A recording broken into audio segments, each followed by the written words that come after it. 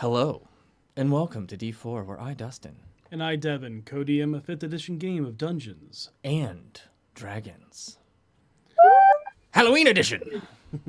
Happy Halloween, Samhain, and Dia de los Muertos.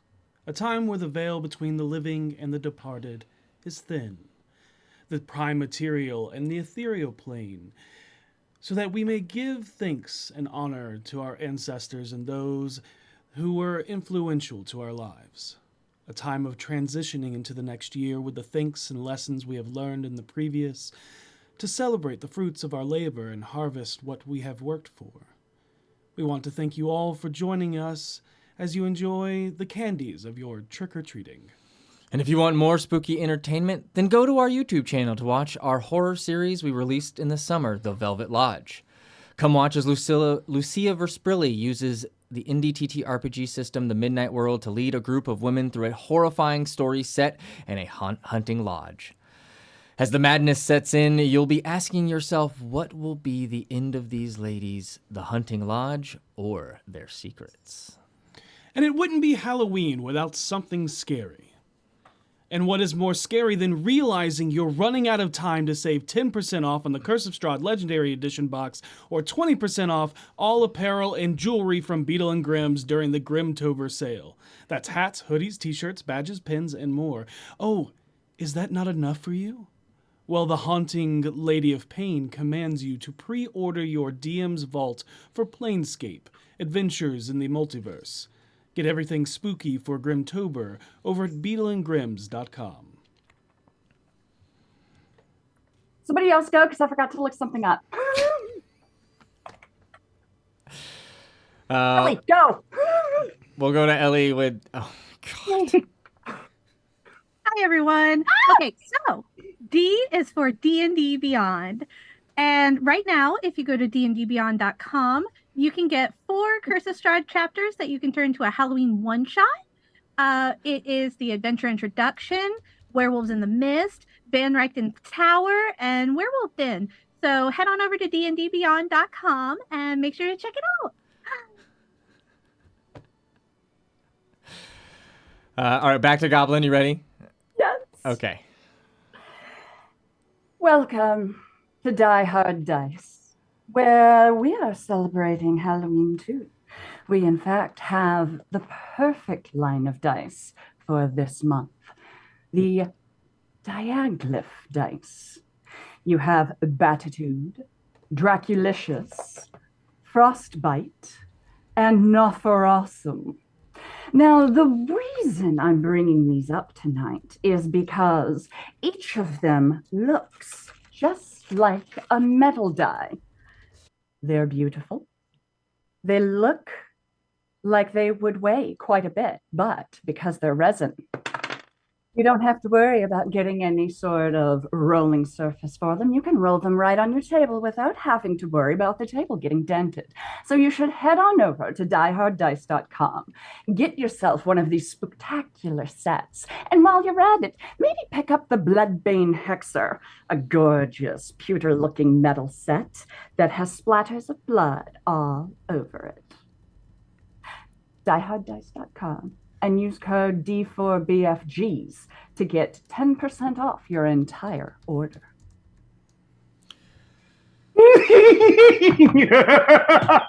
How does this thing work? Give it to me. I almost got it. Oh, God! Hello! I know you were thinking Eldritch Kevin was going to be showing up, but instead you have us, the Harlequins. I know you've been waiting for a long time. My name is Alfred K. Ursa. It's a pleasure delight. And this, of course, is my partner. Pixie! Pixie, yes. What is your study? Cutology! Cutology, yes. And if you want to learn more about cutology, perhaps you should go to Eldritch Foundry. You can make the cutest little miniatures of your characters. So cute. Or make a fantastic scientist like me. Yes. Not as cute. Yes, not as cute, but certainly very intelligent. And certainly not a clown. And as long as you're going there, why not put in D4D&D in to get your chance to get 15% off your entire purchase? All of Who it. doesn't like a good balance of having something cool Another Harlequin. and something scientific? Give me that Harlequin. There he goes. You win. And you can also get a little bit of a discount because all scientists like saving a little bit of money. So make sure you check out Eldritch Funny for your chance to get some fantastic miniatures. They have the best way to make them, and you can make one just like me. Or me. And we would be very delighted to see what you come up with. So do that! Do not wait! Eldritch Foundry! I better be cute. Behold! You say Eldon Kevin is not here, but he is here right here. I am Eldon Kevin. For that is, do you have Eldritch injury coming out of your eyes? No, you don't, because I am Eldon Kevin, and I am here to tell you that Eldritch Foundry. Do you have mac and cheese? No, I do. My mom made it for me. Ha! I win. You win this time, Kevin. I don't know what I summoned here by accident, but I was just looking to cast a little bit of a spell. You know, Cleric Numbagard Rofnu Kol Turapa. You know, because not every day can you be a Dragonborn cleric. Sometimes you just want to dress up a little bit, and sometimes you want a little loot when you dress up, and that's why I will cast Grog Trim Hive, which is not backwards, but you can go ahead and figure that out, because that is a code to get you an Electrum chest in Idle Champions of the Forgotten Realms. I have summoned you some actual loot that you can have fun with. And then make sure you come by on Monday, where some of my fellow magicians and a centaur are going to be continuing their trek through time and space and sigil and potentially other things on Idle Champions Presents Fate Breakers. I've broken fate a couple times. It's fine. Now, so long. Bye. Without further ado, let us immerse ourselves into the Chronicles of D4, for I'm Eldon Kevin!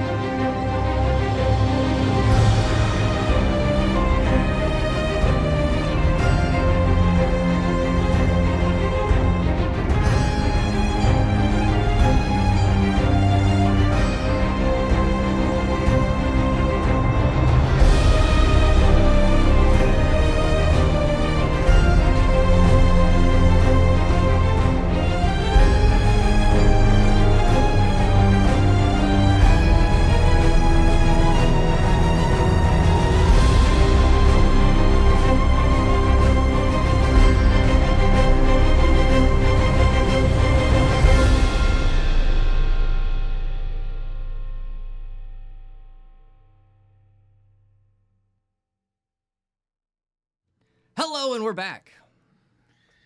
Last time, on a difficult debacle with a damned deity, the party had just made their way through the sunken ship of Xifu as they entered a room, seeing the creature known as the Eldest, an aboleth gargantuan in size, larger than anything they had seen before, but not swimming around the room, but more infused with the biomechanical obelisk that surrounded them at this time.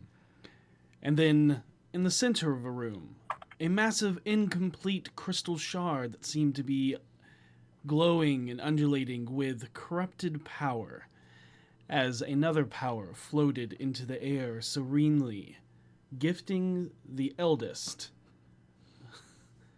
its final eye, an artifact known as the Dream Heart, as they looked upon Aupensor, the god of enlightenment, psionics, and monks. And with this, a walking automaton with whose body is literally a tank filled with the skeletal remains of one Rhydon Kane. As the party engages in an intense battle with Aupensor and the Eldest, trying to figure out how to stop the ship itself, as the Eldest had become one with Xifu, and thus harming just it was nigh impossible, as no matter what the party did, seemed to just counteract it. But there was these pylons that pulsed and glowed with a purplish energy, and as the BFGs worked to disassemble, destroy little column A, little column B, they found a little bit of cerulean blue energy coursing back in through that energy once again. The construct? Yes, through the construct and the pulsing pylons, and as the pylons flared, a massive energy beam came out of the construct that was Rhydon Kane. Also in the room, Brunschlager was met face to face once again with his nephew, who had dark dealings in their past. But his nephew was in pain, wrapped up in the tendrils of Xifu itself, as his soul and essence was being siphoned into the broken Mythalar, being used as a battery while also being changed into an aboleth spawn slowly and painfully. And throughout this battle, it was hard, as many of the BFGs had to overcome many hardships, as some of them seemed to be obliterated as they were thrown into the Mythalar itself, as Harold and Brunschlager found themselves amongst the souls that inhabit the Mythalar, while also watching Brunschlager's nephew die and be consumed by the hobgoblin Lord of Peace? No, Duty. Peacelands. Duty. Yep, Duty and Justice. From the Peacelands of Avernus. Yep, Peacelands of Avernus is where the soul was pulled. But through... Duty.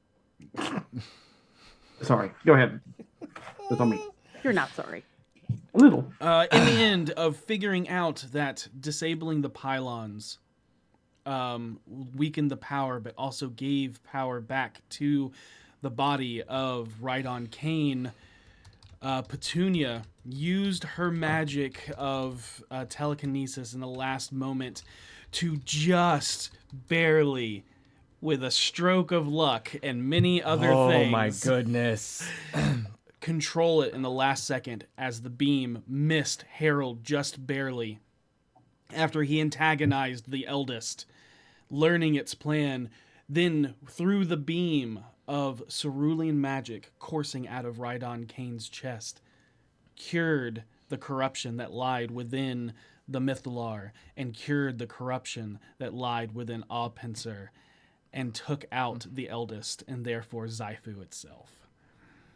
In the final throes, as Xifu became, or was destroyed and started falling apart around them, Orkira gathered everyone around to plane shift, and in the final moments, trying to reach out to Brunschlager picked up his nephew as Aupensor looked to them all and said, "All will be well," and made his way over to Brunschlager, letting Orkira know that it was fine to let him go.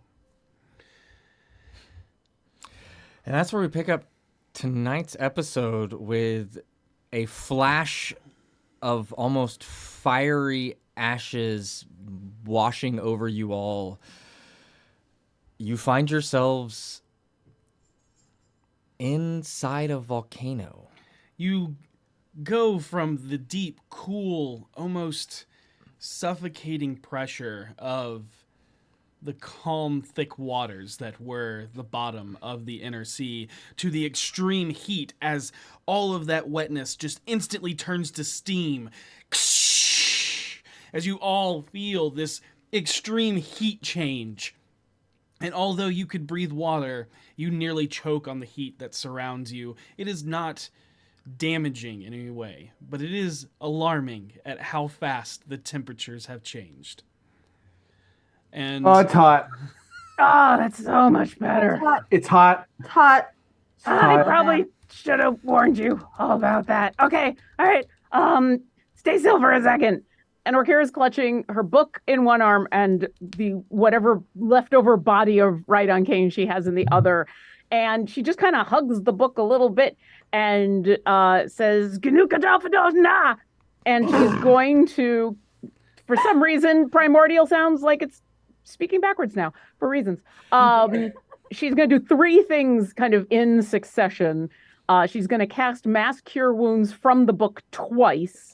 And so everybody's, because we're all super hurt. We're so fucked up. Yeah. Well, you know what, though? I'm going to fix at least a little bit of that right away, just in case. So the first casting, y'all get 24 health back. Okay. And the second casting, y'all get 25, because apparently I roll real well. Nice. This is bringing back memories.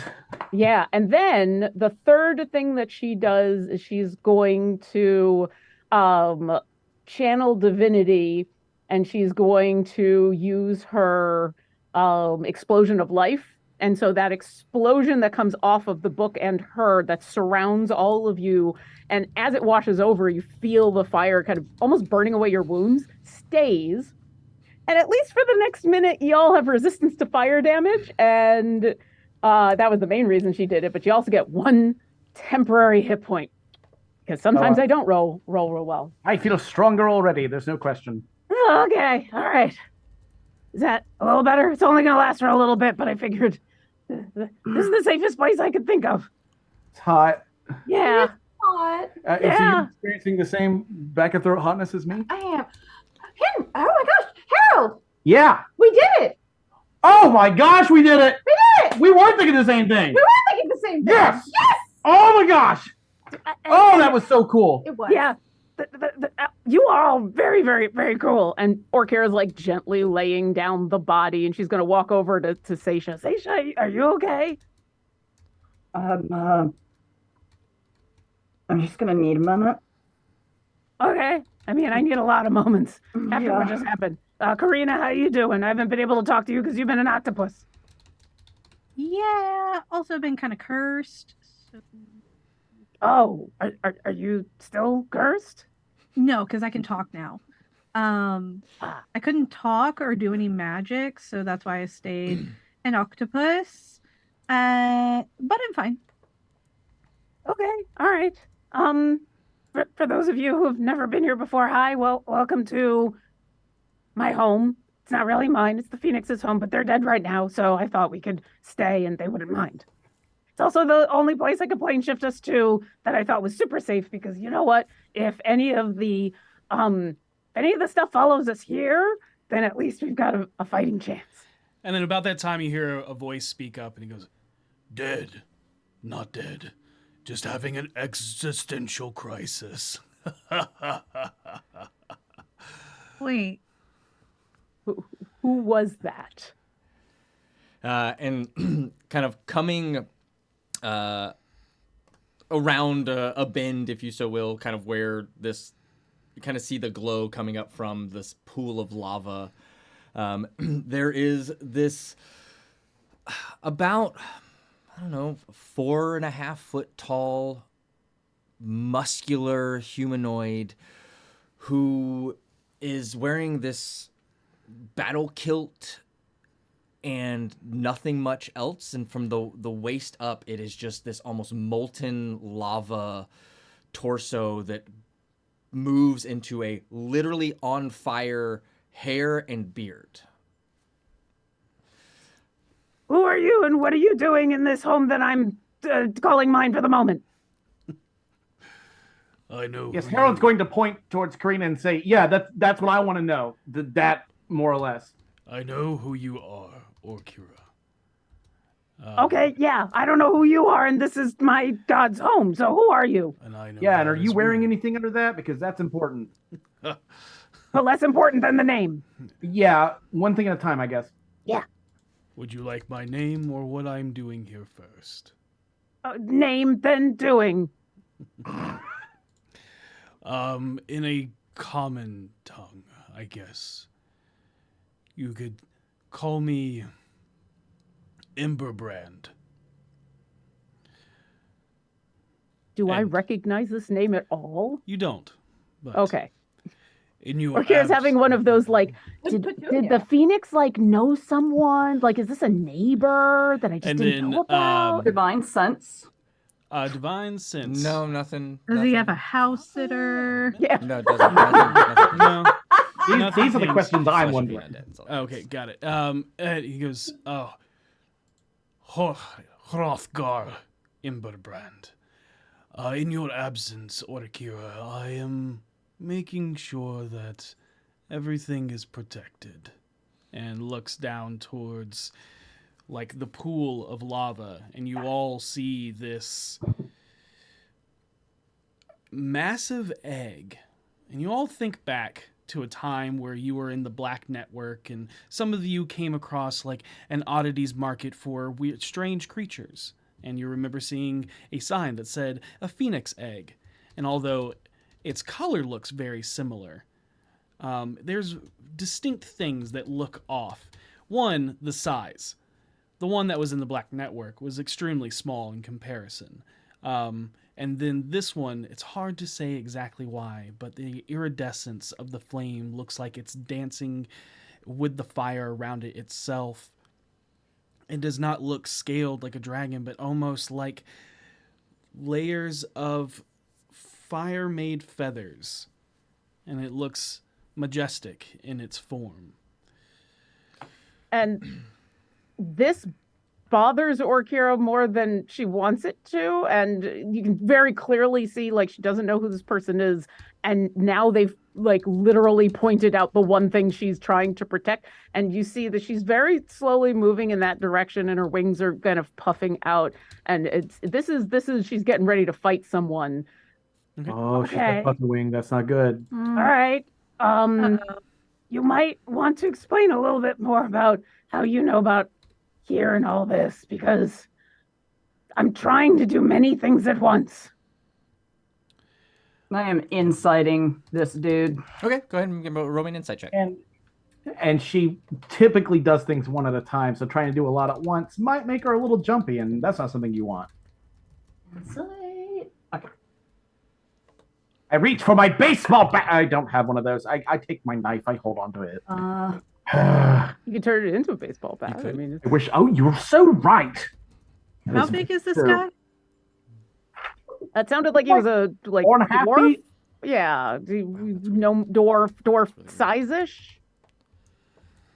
Definitely looks like a dwarf size can easily be noted as an Azer. What's your deal? I am a Like- servant of the Phoenix, much like you. And Oh. Orkira gets very nervous.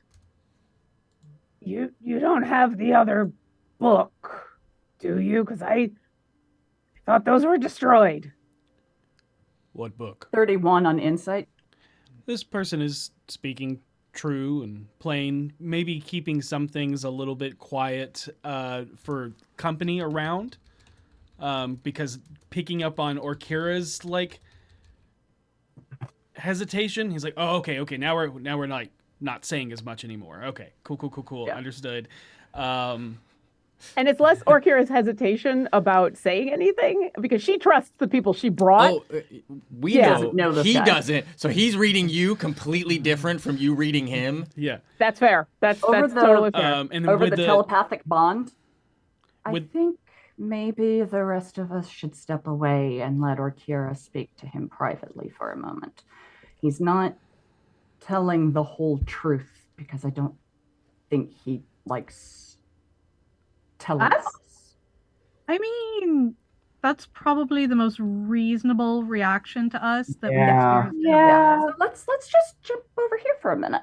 I want to jump over there, and then I jump over there as hard as I can. Can I jump? Am I allowed to jump? I jump. You can do all the jumping you want. Just don't jump into the lava. Yeah, just don't go. Don't go. I won't go far. Just Yeah, out of also, earshot. Petunia, Yeah? you have that book?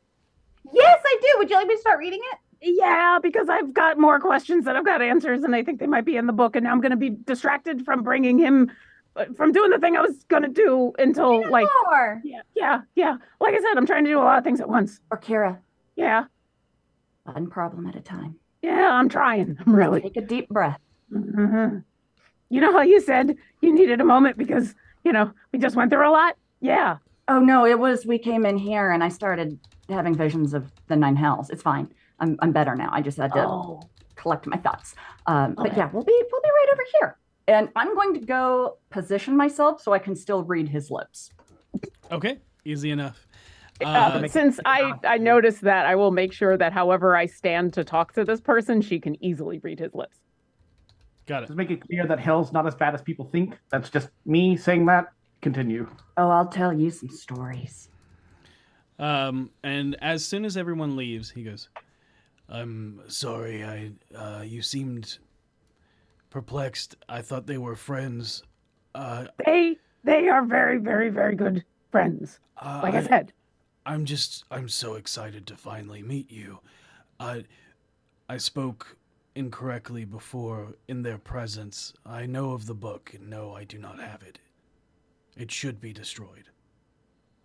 It was. That's not a problem anymore. Okay, good. Okay, well, if you're not... Okay, so who are you? I mean, don't take this the wrong way, but I thought I was the only one. I am from a different world, a different time. You told me to be here. I mean, that sounds like something I would tell someone if it was a different... Okay. Did I tell you why? You have many things to do across many worlds, and you can't be here always. And it must be protected.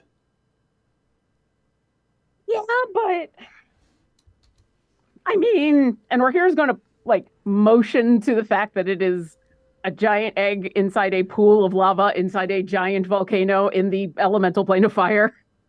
and say, I mean, even if you could, and then she'll literally reach into the lava and grab it and pull it out because it's big, but it's not like, nah. And she'll tap on it with her claw and go, you can't, nothing's going to happen to it until they're ready to come back. And she'll put it back and say, but what, was I worried about something else happening here?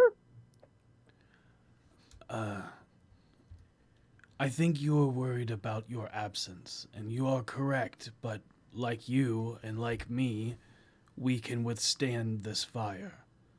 There are those that can also withstand the fire and be used to retrieve such things.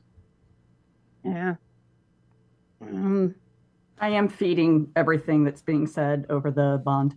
I hear you told me you like these, and he'll pull a sack from around a bag just from around the side, hidden behind him, and he'll pull it out, and it already starts to catch fire as he holds out a marshmallow. She'll take it and examine it as it burns. Okay, like I said, don't take this the wrong way. You recognize that bag, by the way. As the same bag that I have? Uh-huh. Before it burns to a crisp, is the marshmallow slightly stale? It is. Yeah, she's calmed down a little bit, but there's still a lot of hesitation. He's Okay, been so- telling the truth, as far as I can tell, Akira. That's okay. All right, so like I said, forgive me for being really nervous, but so far you haven't told me anything that anyone who knows me would know. And then also, I don't know you. And then also, there's been a lot of people recently that I have encountered that I don't know, that I thought I knew, and then ended up not being good people. So there's all of that? What would you wish me to do?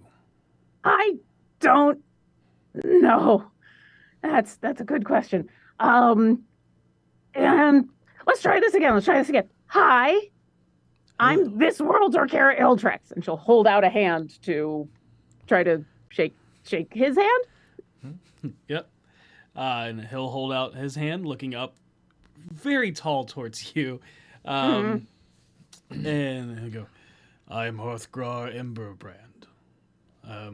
I was sent here by you, a different you, same you, different worlds are strange. You tried to explain this to me at one time, and I still don't understand. I am just carrying out something you said, possibly a worry from a different world, a different time. Well, if it makes it feel any better, I barely understand it myself, and I have to deal with it every day. Okay. How do I from another place know you? You were with your friend Alindra. Okay, that explains a couple things, I think. Okay. So you're just here hanging out, protecting the egg. Yes, you both, I am the caretaker, and it has been some time now, but you both helped me, and I wanted to help you. Over time, you trusted me, and as much as you don't like to speak of the Phoenix and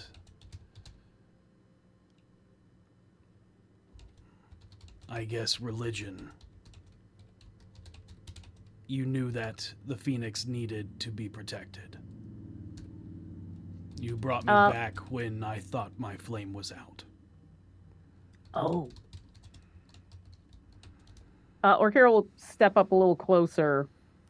And she's going to talk softer, but still not get in Seisha's way.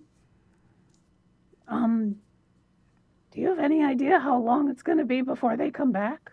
I just know it's going to be a very long time. You know more than I. Okay. I thought maybe me from somewhere else knew more than me from here, but I guess not. Okay. So, you know you might be here for a very long time, right? It's the least I can do for what you did for me. Well, one day you'll have to tell me what I did for you, but it wasn't me, and then I'll have to thank myself. Maybe it will be you. Maybe. Okay. Let me introduce you to everybody else since I don't know how long we're going to be here. We're either going to be here for a few minutes or overnight. Either way. Come here. And I'll put on some tea. That would be great. Tea would be nice. And I'll look back at everybody. Anybody got a tea preference? I'm a big I'm a big sweet.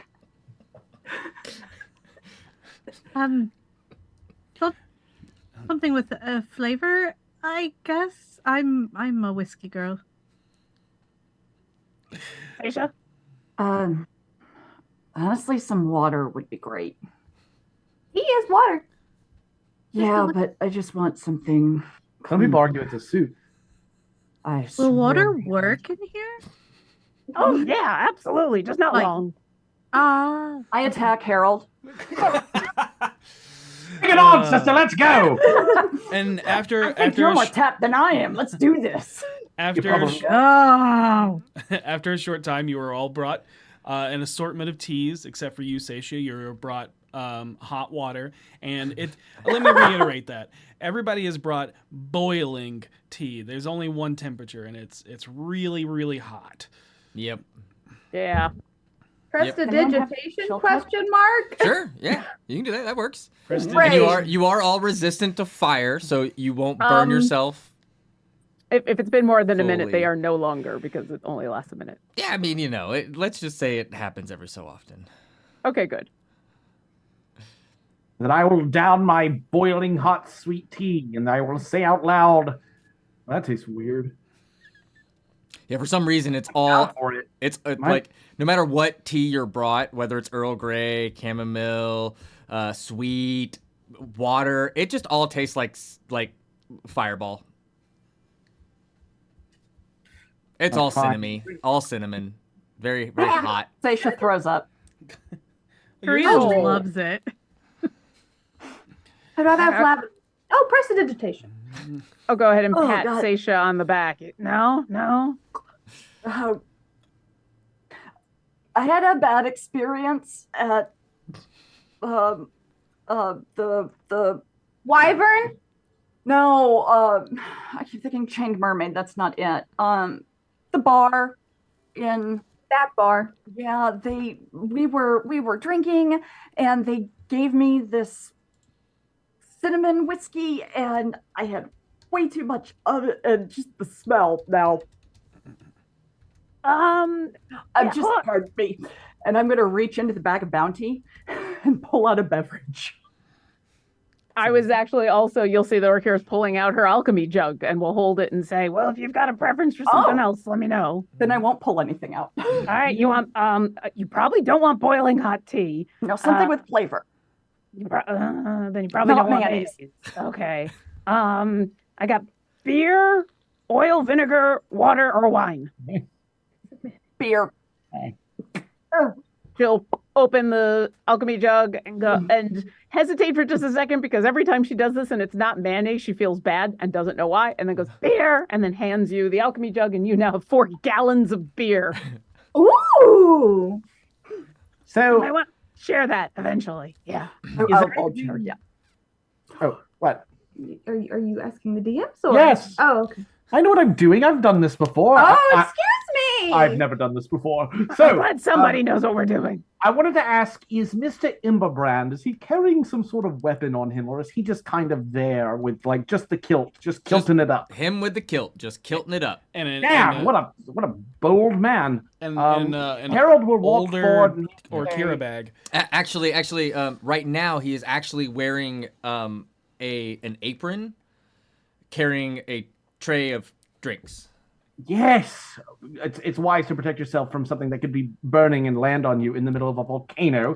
I will turn to him and I will say, okay, Mr. Imberbrand, first of all, really appreciate the hospitality. And we've been through a lot. How dangerous does it get here that we need a protector here, or is it more like a ceremonial? Well, the plane of fire for most is inherently dangerous. But, Yeah, I've gathered that. there are many protections on this place that ward off anyone that should be coming. Let me make it simpler. Am I cool to sit down? Yes. I mean, you won't be cool, but you can absolutely sit down. I will take 1 out of 2. Don't hop into the lava. Anywhere else, you should be fine. I didn't intend to, but now that I see it there, Now, Harold, I pulled you out of lava once. I'm not doing it again. no, I was about to say it's terrifying to imagine being in lava again. That might be one of the few differences between you and me, but that's fine. It's Yeah. good life advice for most people. Also, I Harold don't want you slowly sit down. I'm sorry. Harold will slowly sit down. I don't want you to throw off the pH balance of the lava. It might affect the Oh, hatching well, I would time. hate to do that. Then you gotta get those little packets. That'd really put a damper on everyone's mood, I think. Every time you test the lava, it burns the strip, and you have to read it real fast. It's just a pain in the ass. I'm gonna pretend I know what you're talking about. because I grew up at the pool. I'm going to pretend I know what you're talking about here, and I'm going to sit here, and whenever we're ready to go elsewhere, I'm down. However long we want to stay here, I'm down. I'm just glad to not be underwater fighting a building and a god. How does time pass here compared to the prime material? As far as I know, about the same. This isn't like the Feywild, and where we're gonna leave here and it's gonna be wonky. It should be pretty close. All right. at least every time I've done it. But, since the Phoenix has been dead for a while, you never quite know. So we'll have to see. But as far as I know, it should be fine. Like if you want to, let me back up. We can stay here as long as we need. Hold on. Don't back up too far. You want to stay away from that wall. That's I'll point towards the wall and Yep. be like, this one? Yeah, that's the fourth wall. If you don't want to break it. You're not supposed to tell them about that. I swear to God. I certainly would never. They've had to make too many sanity saving throws already during this game. You don't want to show them that. I would never even dream of breaking the fourth wall. Is that right, Harold? Yeah, that's right. I would never. Absolutely. I have a question for the DMs. Yeah. Putting clues together, because my suspicion is that Reth is safe now because we did what we did. I'm believing that they're not going to be attacked, even though they started to organize to attack them.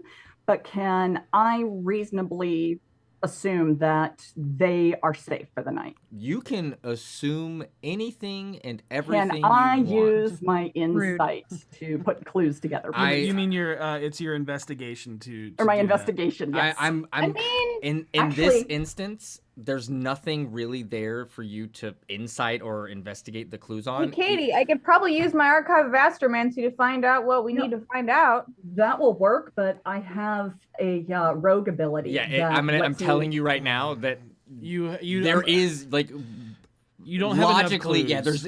there's no way for you to logically put that guy together. You can assume anything you want. And because I'll give you this without even rolling. It's a 50-50 because you know they had at least two commands. One was, let's gather together because we're going to attack Reth. The other was, no, fuck that. Kill these people that are attacking me right now. So if there is not anyone to save, it's hard to tell, are they going to go back to Reth or are they leaderless and going to descend into chaos? Yep. Okay, and we did not kill the eldest, right? You saw a beam of pure cerulean blue energy hit him when it was telekinetically laser beamed into it, and was still going. And then like it looked. The ship was basically falling apart. Yeah, it was not good. Headshot. I think if we want to stay here for the night, we should be okay. But I would like to check on Reth. I don't think they're going to get an attack off tonight after what we did, even if the eldest survived. But I mean, I would like to go check on within them. the next 7 days. Hmm? With divination. I can find out if something's, something is going to happen within 7 days or not. That's what I was saying. My estimate. Perfect. Okay. I didn't understand. I'm sorry. That's okay. Yeah, do your thing. That'd be great. Because I can bring us right back. But I was kind of hoping to at least bring him right back. And I point over at the body that I've laid out very nicely with whatever pieces are left. He looks like he's had better days. I would like him to have more days, especially if he can do some of that blue magic that seems to do real well against the stuff we're fighting. Okay, so I'll be using the Astromancy Archive to cast divination. I believe the last thing I used, the aesthetic of the spell was just me like flipping a coin or offering the coin. I believe it's a little different from augury. Okay. And I will be my single question concerning a specific goal, event, or activity that occurs within 7 days is will will Reth be attacked within the next 7 days? Maybe we should specify down to like, will Reth be attacked in the next 24 hours? Because the real question we're asking is, do we need to go back there and be there tonight to beat the shit out of anything that shows up? Or do we need to, take a break and then come back the next day to be sure everything's kosher? Next 24 hours. Harold, are you okay? What? I'm fine. What do you mean? He's acting perfectly normal. I don't know. You just seem a little more chaotic. No. You have to understand. I have a very strict. There's an out of play and there's an in play. This is my out of play. Look at me. I'm so different. I'm a scientist. I'm way more intelligent. Not intelligent dump stat Your character. voice keeps Blah. getting weird. I look back over at Hrothgar. See, this is what happens when you show people the fourth wall and they're not ready for it, okay? I want to Like the specify. I didn't go near it. That guy on the other side came near me. Anyway, next 24 hours.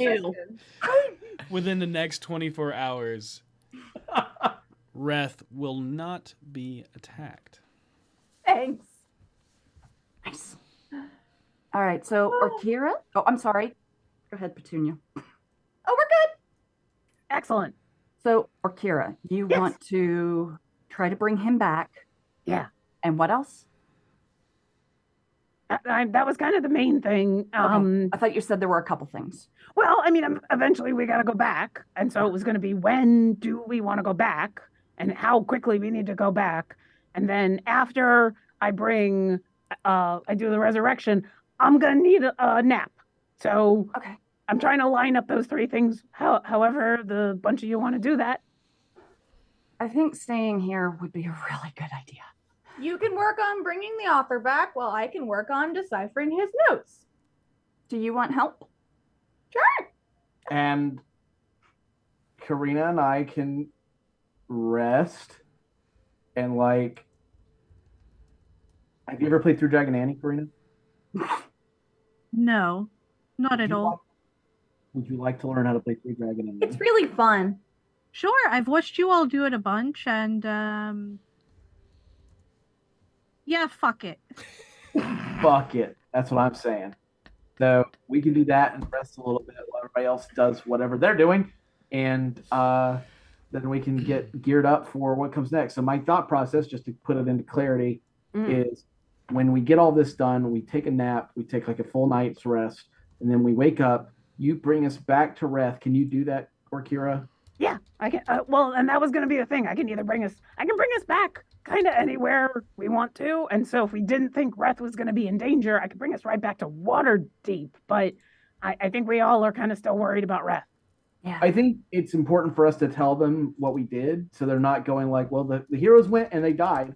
That's true. And then, so we go back there, we tell Reth what happened, and then I can teleport us back to Waterdeep, and we can make the next step of our trip, which is sadly probably going to have to be finding Nin.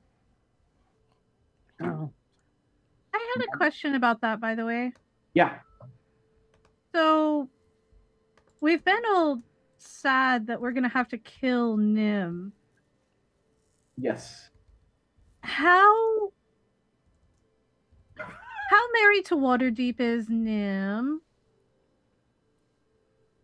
The issue, I'm not, are you aware of the situation with what we have to take from Nim?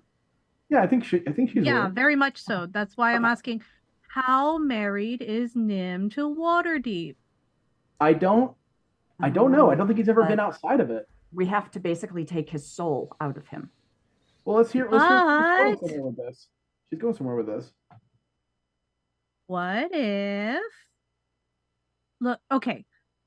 A lot of people have gone walking around this entire world with us. I mean, we just recently hung out with a hobgoblin with a metal fetish. Why? Y'all figured it out. Why don't we I have no idea who we're talking about. just ask Nim to travel with us? Like, why did we all jump to death? What is wrong with us? But the problem is, in order for us to fully form He has to. Mylar, perish. we have to take his soul basically out of him. But that doesn't mean we have to kill him right away. What if there's something he can do if he goes with us? Here's that's my. Oh, I'm sorry. Go ahead, Akira. I was going to say, not only is that a good idea because it gives him a little bit longer, but as we've just kind of already seen, all the shards want to get into the big ball, and not being able to have all the shards in the same place is probably a good idea. So having, the same way that some of you have shards that are just on you and you can protect them, and maybe just having them come with us, not just so that he can go see things outside of Waterdeep, but also so that he can protect his own shard until he's ready to. That's what I was thinking. Yeah. I mean, every fight, we're almost dying. I just think it sounds really smart to take another person with us. I get what you're saying, but I have one concern about that. And that is we go through fights with him, we barely survive, and then we have to kill him. I feel like that would be a hell of a lot deeper. He already accepted.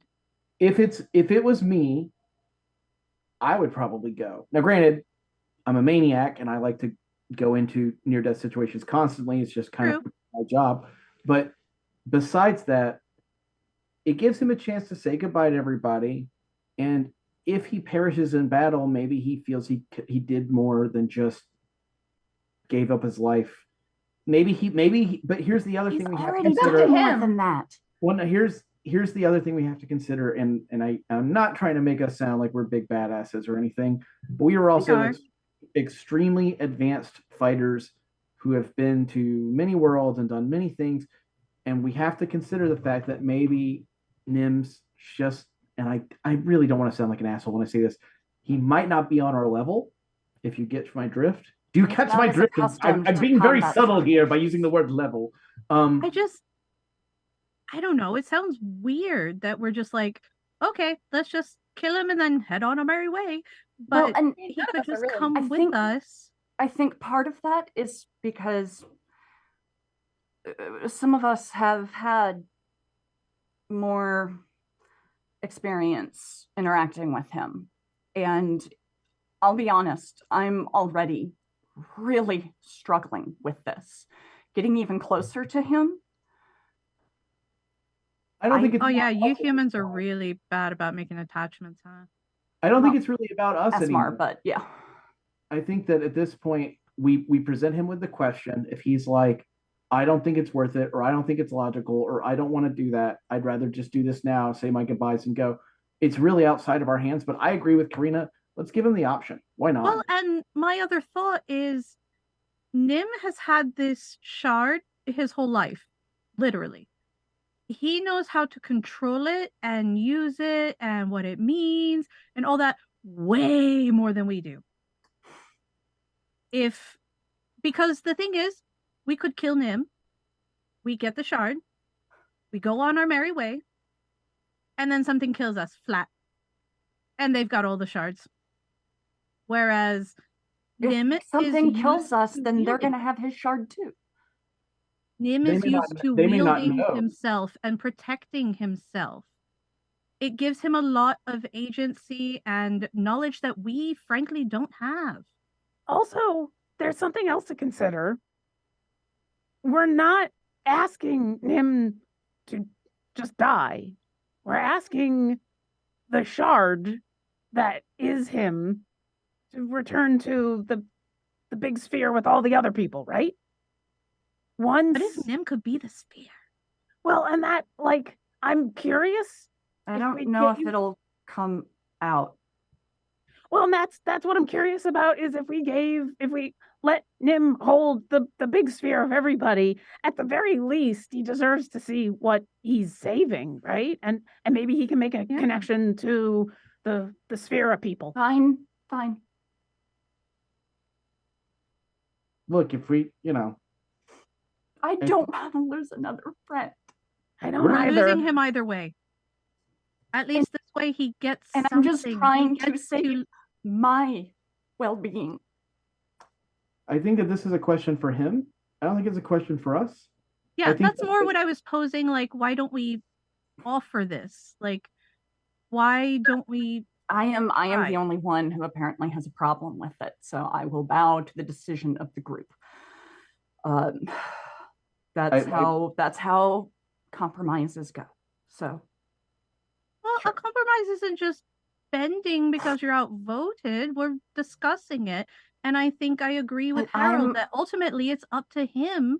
But we should offer him an option. Everybody else feels one way, and I have made my case, and I understand where you're all coming from. I am being selfish in this moment. But I think if the majority of you are seeing it one way, then perhaps my view is not the right one. And I am biased by my fear.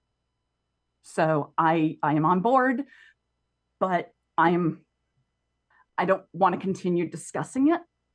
So I will go over here if you all want to discuss it. I'm on board. To our beloved DMs, a question for you both. Was I there? Did I hear the conversation? This is taking us way back, and I promise I'm leading you to Mordor, but we're coming right back to the Shire with this one. If was I there when Seisha's mother gave her the speech about hating her and such, but she's like the lying goddess, and Yes. so we knew that she was actually saying she loved her and all that. Yes. Because that happened I think after y'all are she was muted. stabbed. I think the DMs are muted. I understand you want to give me the spotlight, and I cannot be happier about it. Frankly, I deserve it. But Yeah. yes, what were you saying? I said yes. Everyone was Okay, there. good, That good. was a very big pivotal that might moment. come up in a bit. So just, no big deal. That's all I wanted to know. And Harold would say, hey, no worries. Take your time. But I think I would like to talk to you at some point soon. Just privately. Just something, privately. Speaking of conversations between you two, something we didn't cover in the recap is in the middle of a fight, Seisha tried to propose a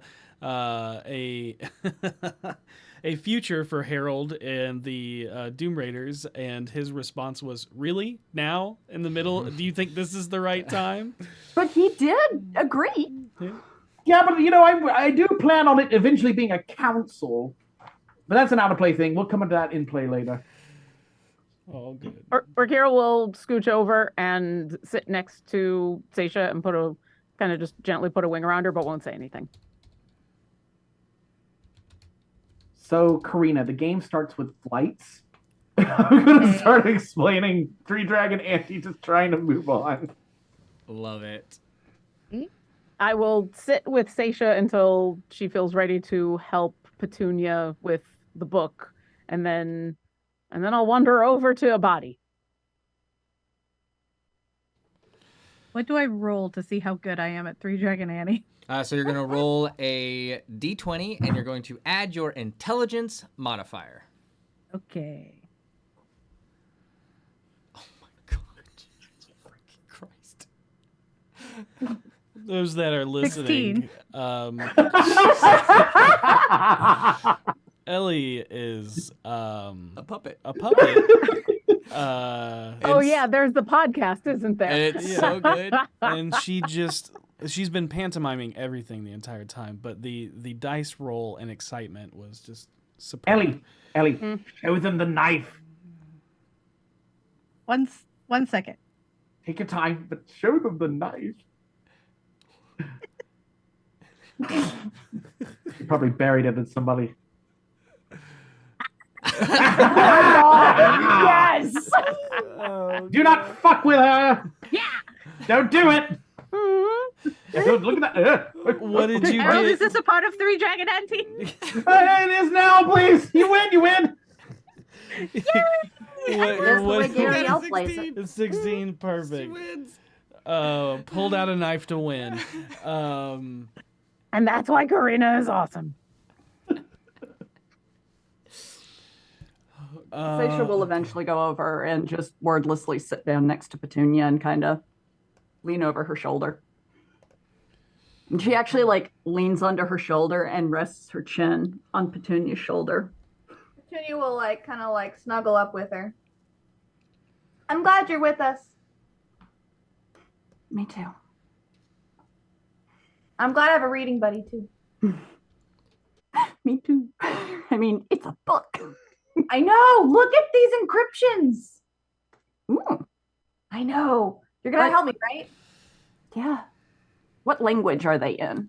Gibberish. I think it's a special write-on language. Oh, okay. It's literally gibberish. It literally makes no sense. I think it's a codex. Ooh, code breaking? Yeah. Love translating manuscripts. Let's do this. Yeah. Right on code. I'm going to just to see if this works. I don't know if it will. Let me see if I have it. Let it. What did you just say? Right on code. That's his name now. God, So fancy. gracious! I don't think I have it prepared. While Petunia's looking this up, I just have to say the reason that I keep fumbling on Rhydon Kane's name is because in my podcast for several years, I had an NPC named Rifon Press, who was a fairly important NPC and became one because my players, all they want to do is hang out with him and find out where he got his really cool coat. And so with that, if and when we get to bring Rhydon Kane back, he better have the most amazing duster. We'll buy him one. We'll get one in Waterdeep. Absolutely. Yeah, he's going to need new clothes because I can't make clothes. We put them both together. We get Rifon Payne. And then he's like really cool. Put him in the duster. He's even cooler. Sorry. Go ahead. I'm interrupting. So reading the spell description already told me what I needed to know. So comprehend languages is not relevant here. So I will just try to decipher it with my brain. Yep. Okay, so it's going to be a couple of rolls. Oh boy. It's going to be an Arcana roll, an Investigation roll, and then Perception. yeah, a Perception. I was thinking of a Wisdom one, and that one works the best. All right. So Arcana. I'll do the investigation roll. Cool. That's 26 on Arcana. What's the next one? That's not what they're doing. Perception. Oh gosh, perception. Yeah, how perceptive are you? Not the most perceptive. Perhaps we should let Seisha do the Seisha, perceptive. you're really perceptive. I am. I mean, you guys are helping 29 each other. for investigation. What was that again? 29. 29? 29. Yep. Okay. And then y'all can both roll or one of you can roll with advantage since you're helping each other perceive. I have advantage normally, so For which one? Yeah, so both of you Never roll mind. perception. Roll perception. Okay. Might as well. The odds are against you, but of course, that's odd. Wow. Hey, dirty 20. You are kidding me. 24. 24? Sorry. Yeah. You know that there's a lot in here. A lot of it seems to be a breakdown of, that's kind of like a journal, but there's also some spells in here. Ooh. You're on the cusp. Would some joyous words from a bard, would that help? Could I It might. do that? I mean, It's a possibility. I'm going to throw my hat into this silly ring where apparently words are magical. Magic is everything these days, isn't it? And I'll use my new amount of, I've got a D12 now. How fancy is that? And then I will say to you in very supportive magical words, the two of you got this. If there's anybody who's going to be able to figure out this book, it's you guys. And are you kidding me? Another fight? How is it that I played this game my whole life and everybody beats me in it? And you will add a total of 7 to your roll. Okay, I'm 27. Oh shit. What did I roll? No, 24, so it would actually be. I'm giving it. Was perception. 31 Yeah, 31. 31 total. Yeah. with Sorry. with a DC of 25 across the board. Ha! The power of science! And words that are magical, apparently. Thanks, Harold. Yeah, no worries. Oh hey! Wait a minute. Sonia, do you see it? Ooh. Oh, jeez. Whoa! That's a lot. That is Okay. quite cool. All right, I'll leave you to it. Do your reading. Oh man. so That's a so lot. that is the journal itself, which uncovers. And Petunia, you see even another cipher within the cipher. Oh shit. And you realize that there are several incantations within the text of this journal. How wizardly. Ooh. Should we read this out loud for the people at home? Yes, please. Probably a good idea. I totally missed the link. Oh shit. 28 Also- Tarsac, Oh my God, 1385. What? No. I was going No, to... Harold. People deserve this. They want to know. My search is over. Mm. Although I have not found my birth mother, it is time I return to my daughter. There are few things in this world that bring me peace, but Aelin is the peace I find in this world worth fighting for. Once I return across the inner sea, hopefully all of this will be done with tomorrow. I head home to Nathlik. Is that right? Yes. Okay, 10 out of 10. The 29th of Tarsak, 1385 DR. The horizon is on fire, set aflame with blue spellfire, destroying all that it touches. Is this our doing, or another interference by the gods? It doesn't matter. I must return to Aelin. I appreciate this. I'm a father, and I would also care about my kid. 13th Hammer. Is that, do y'all really have a month named Hammer? Anyway, 1396 DR. I emerged from a crystal chrysalis. Been there. Everything around me burned away, twisted and in ruins from the blue fire that swept over the world. My chest burns with the searing hot pain of 100 suns. The keeper's sign I wore around my neck now brands my chest and feels as if it is tattooed across my bones. 27th of Hammer, 1396. 11 years. 11 years have passed, and I can't recall anything. That's brutal. After months of searching, I have found little answers. I have found the ruins of Starmantle. It seems many cities along the inner city have echoed her fate. Sorry, that is Inner Sea. Inner Sea. It says city. I want to make it clear. That was not on me. I know. I fear the same for Nathlik. My leg is broken, but I must make it home. This guy's had it rough. 28th of Hammer, 1396. The conflagration of blue fire has twisted more than the lands. People have been driven mad by its hexing effects. Their bodies twisted into aberrations. I feared with my injury and loss of my keeper's amulet I would not make it. However, it seems the cerulean power it held has been imbued into me. 8th of Tarsak, 1396. I'm getting good at this. My home is gone. Sorry, guy. Although I walk the paths from my past, I do not recognize my surroundings. The shifting of lands has elevated my home hundreds of feet higher than the rest of the city, seemingly sundered into pillars of elevated shelters. Once again, this guy's just having a real rough, tough day. 11th of Tarsak, 1396. 11 years gone, and the pain my body has endured is nothing compared to the pain I feel today. Aelin is gone. Oh, that's really sad. Her clay marker in the necropolis is the only proof left she ever existed. Killed in the earthquakes that ravaged our home. I pray I soon join her. She may not be of my blood, but she is of my heart. I don't know how much longer I can go in a world so broken. That actually breaks my heart. I've been there. 14th of Tarsak. I find myself in the ethereal plane. We're still in 1396, to be clear. I find myself in the ethereal plane. The city of Stardeep, once the safe haven of the Keepers. Now also nothing but ruins. Okay, Cynoshore?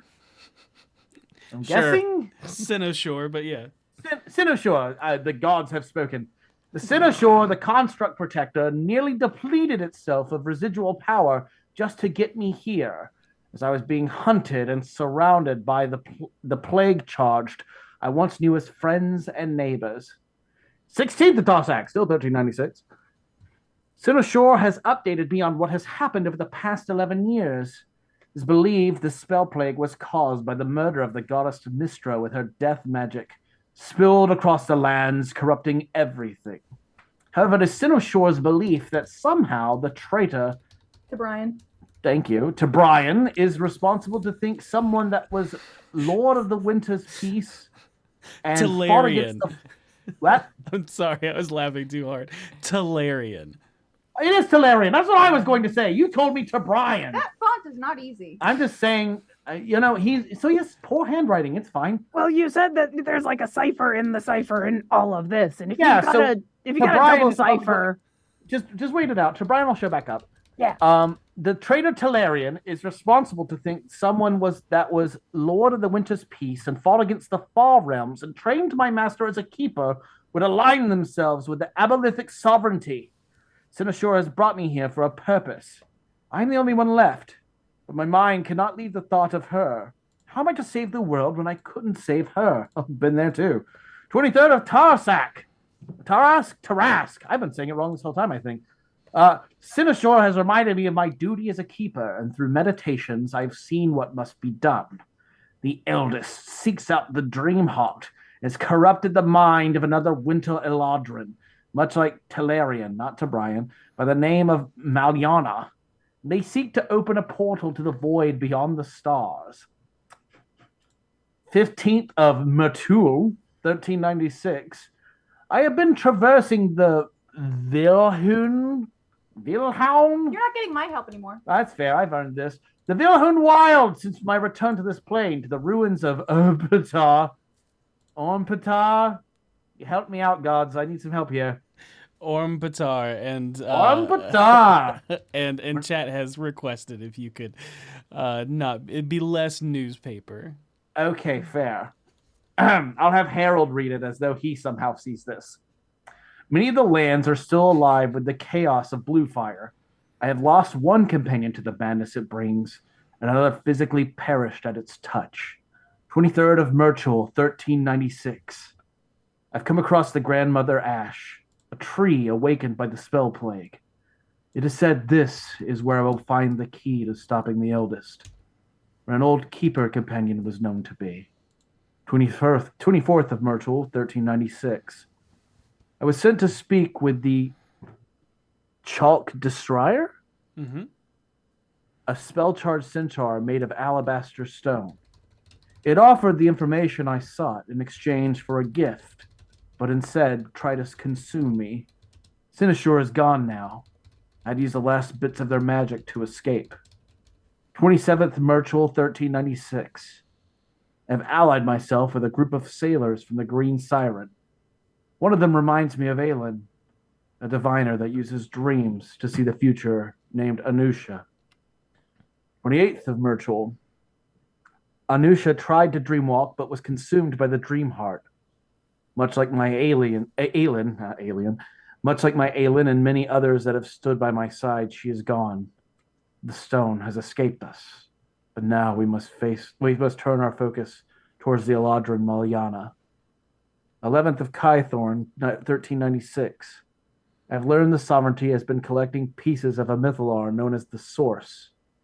I've retrieved a shard from one of the Green Siren crew. It speaks to me to be returned to be completed in meditations I've seen. I am in meditations. I've seen its origin. The Guardian made to seal the original living gate. Seal, I think is what that is, yeah. A Guardian made to seal the original living gate. If all pieces can be found, perhaps we can seal the gate Maliana aims to open if we are too late. 15th of Flame Rule, 1396. I'm working on a plague of my own, fusing the power of the blue fire with the cerulean blue magic. I've imbued it into this shard. This will be used as a virus to wipe out the sovereignty. The future is uncertain, and I have no care to survive as long as the mission is completed. I must now still my mind while I prepare the rest of the Green Siren crew to take on a task none of us will walk away from. Well, that bodes well for all of us, doesn't it? I mean, Harold will say, "Wow, it's really interesting. I appreciate you reading that." You're welcome. And then we, or a bunch of you, saw the attack of him killing all the aboleths and then getting killed. You saw that? Yeah. Great. Well, I'm not so thrilled. Not so sure he's gonna be thrilled to be back. Well, I mean, it's the choice. Exactly. Like, I can't force him to come back. I can just give him the option. And so if he says no, he says no, and that's fine. Hopefully, I can offer some reasons to come and help. Especially, like, right at the end there, he did say, finish the task. Walk away without finishing the task. It's harsh to say, even though he did a lot, he didn't finish the task. So maybe he'll be willing to come back and help. It's only one way to find out. And Orkira has laid out the pieces of the body and is like, all right, I need an hour. Then see what he says. And unless anybody is going to say anything, I'm going to start casting True Resurrection. Are you going to cast Speak with Dead first? Because you could ask him and not use the spell if he doesn't want to come back. I could, but it's just going to be his body, and the body only knows what the body knew before they died. The spirit might have more up-to-date information. Okay. I figured you know what? Maybe like a last thought would have been, no, I'm not done. But yeah. Well, like I said, that makes sense though. If I cast it, if I cast it and he doesn't come back, like, all right, so I used it. Oh well, I'll go to sleep. Yeah. And so she'll spend the next hour. She's singing the same song that she has sung many, many times whenever she's bringing people or trying to bring people back from the dead. But this time, instead of just in the past, all you've seen her do is like clean up the body and reposition it. But there's just like a skull and a rib cage, right? There's not much left to this. Skull, rib cage, spine, and pelvis is what's left. There's no arms or legs, but in the chest of the rib cage, you can see pieces that would make up the shape of a cerulean blue tree.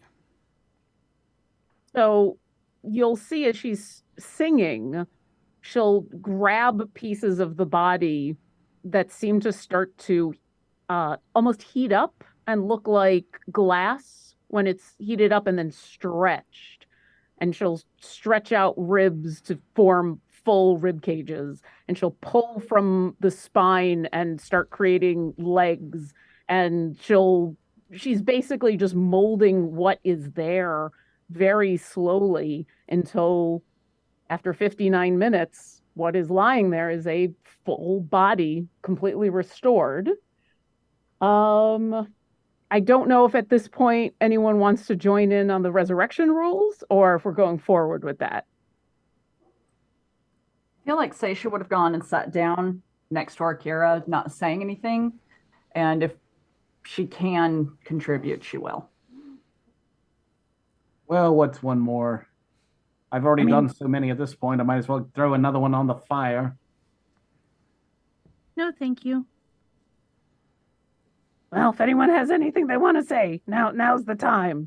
You watch as she's like finishing out making some toast. I don't know what you mean. Say to you? No, if you want to help try to convince him to come back. Oh. And if you don't, that's fine. Like I said, I can do this no matter what, but give me a minute to collect my thoughts. Yeah. Or Kira. Yes.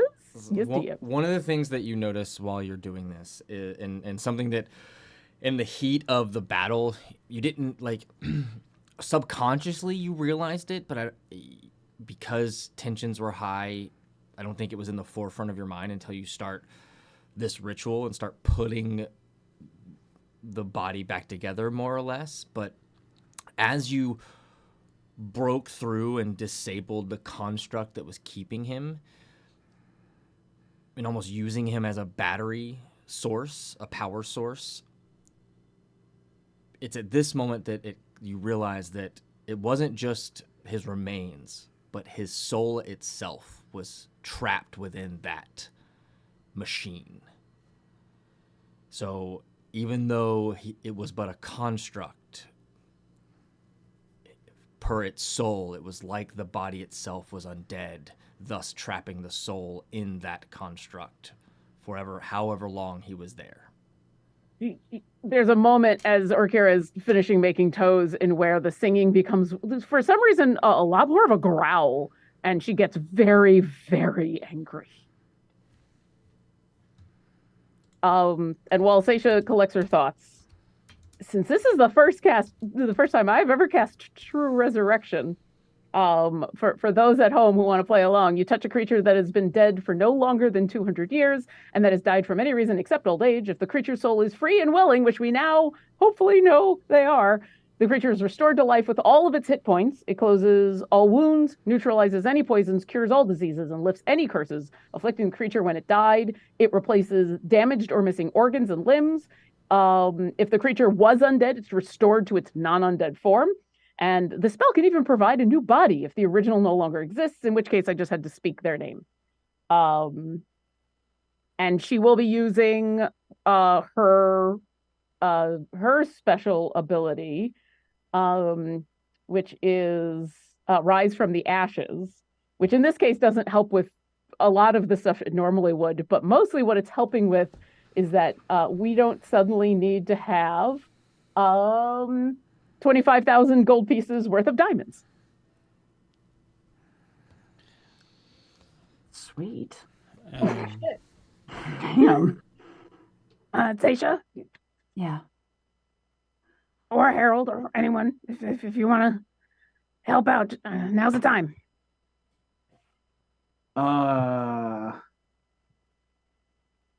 Well, Mr. Kane, right on. I don't know you. The magic that you used has successfully saved the planet. Good for you. Good for everybody. We are in a state where the magic you knew, the cerulean magic, could be used to save many more lives. We find ourselves now on a path that very likely could end up like the one you took. We have no confidence that we're going to make it through this alive. We have to do whatever we have to do to make sure the living gate stays shut. And there's a chance it's going to open again. If you are at peace and with these people you've lost, we can do this. I have faith in my friends. I have faith in all of us.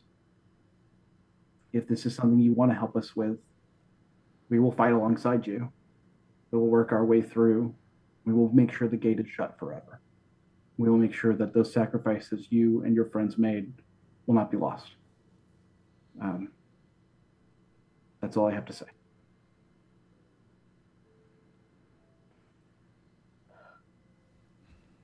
Seisha scoots forward and reaches down. And did Orkira get to hands? Did she make a hand?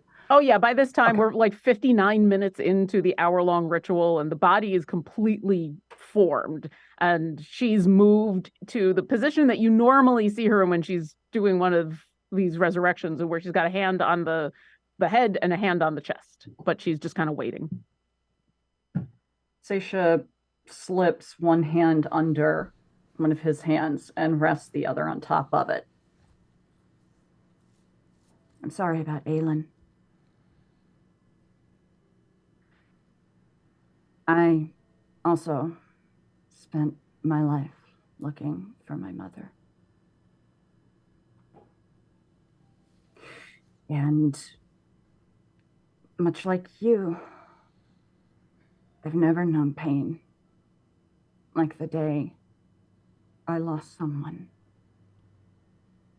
very, very close to me. I know that ache and that hole that it leaves inside you. And I know what it is to swear to them that you will not let their death be in vain, that you will make something of your death, and the way you will go through your life stopping at nothing. Because when you stop, you see their face.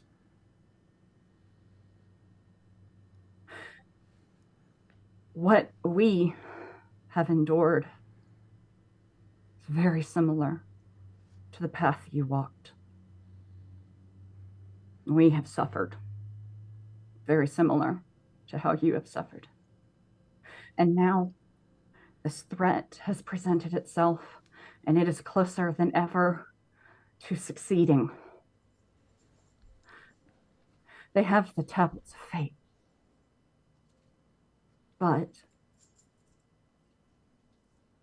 we have the crystals. We have hope. Come back,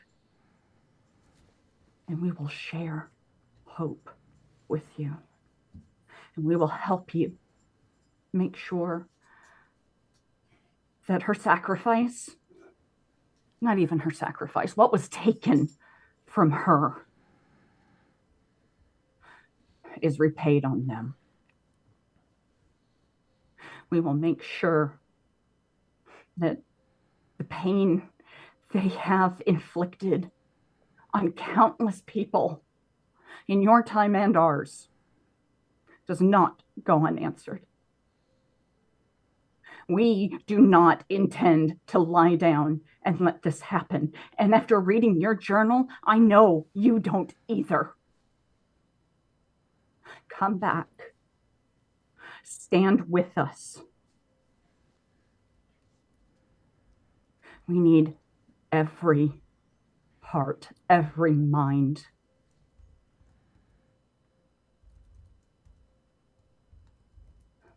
We need you.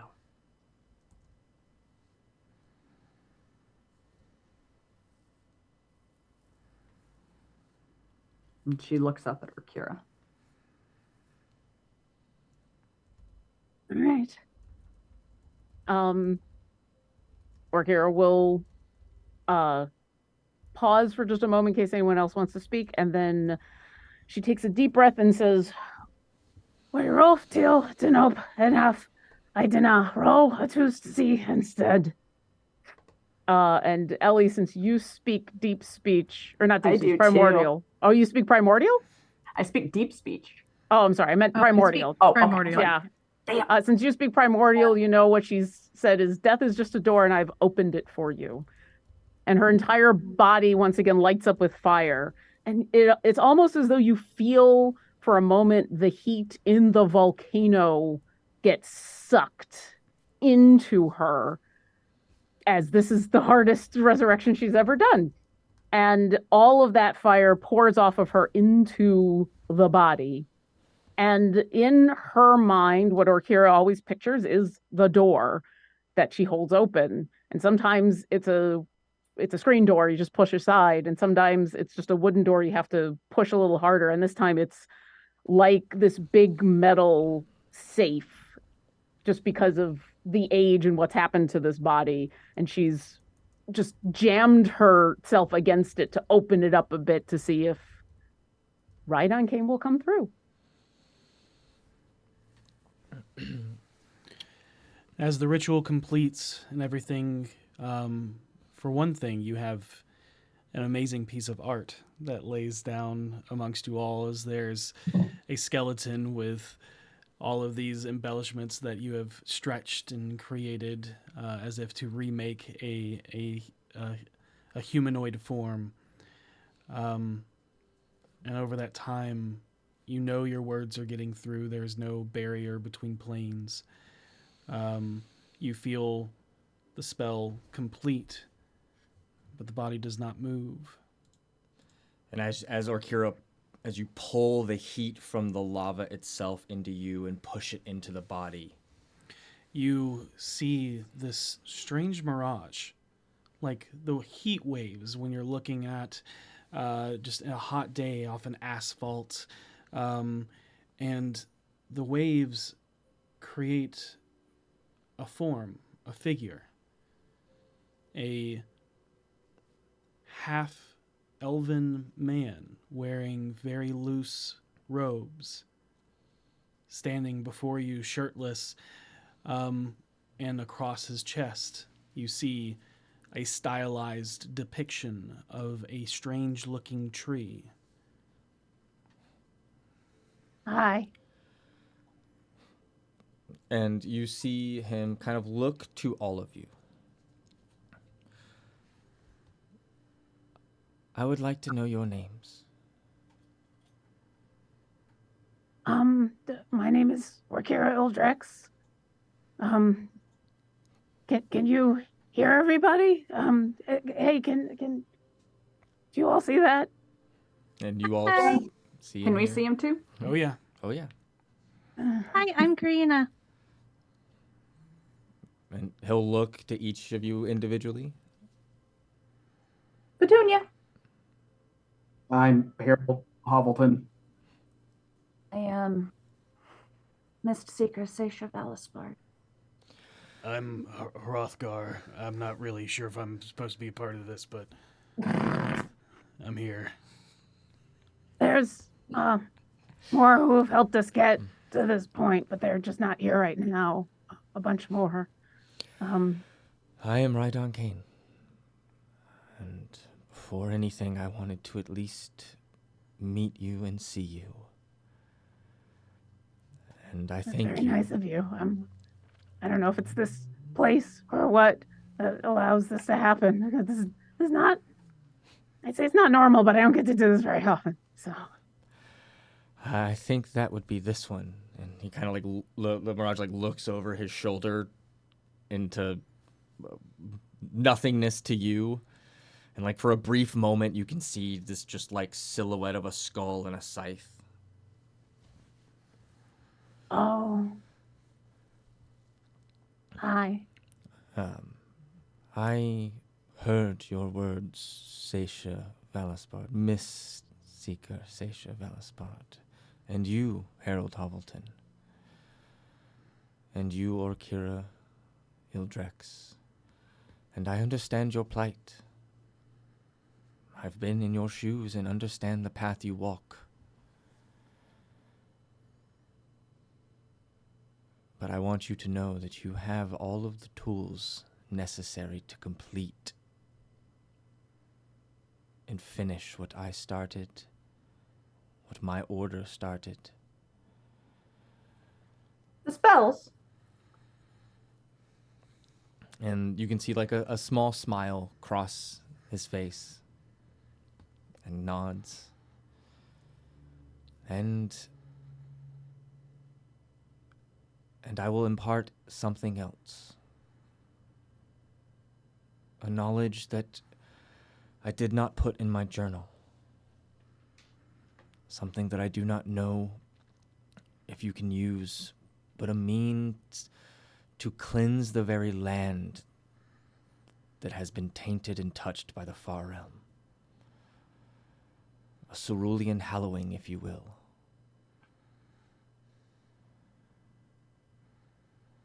And I will bestow this to you as a final thank you.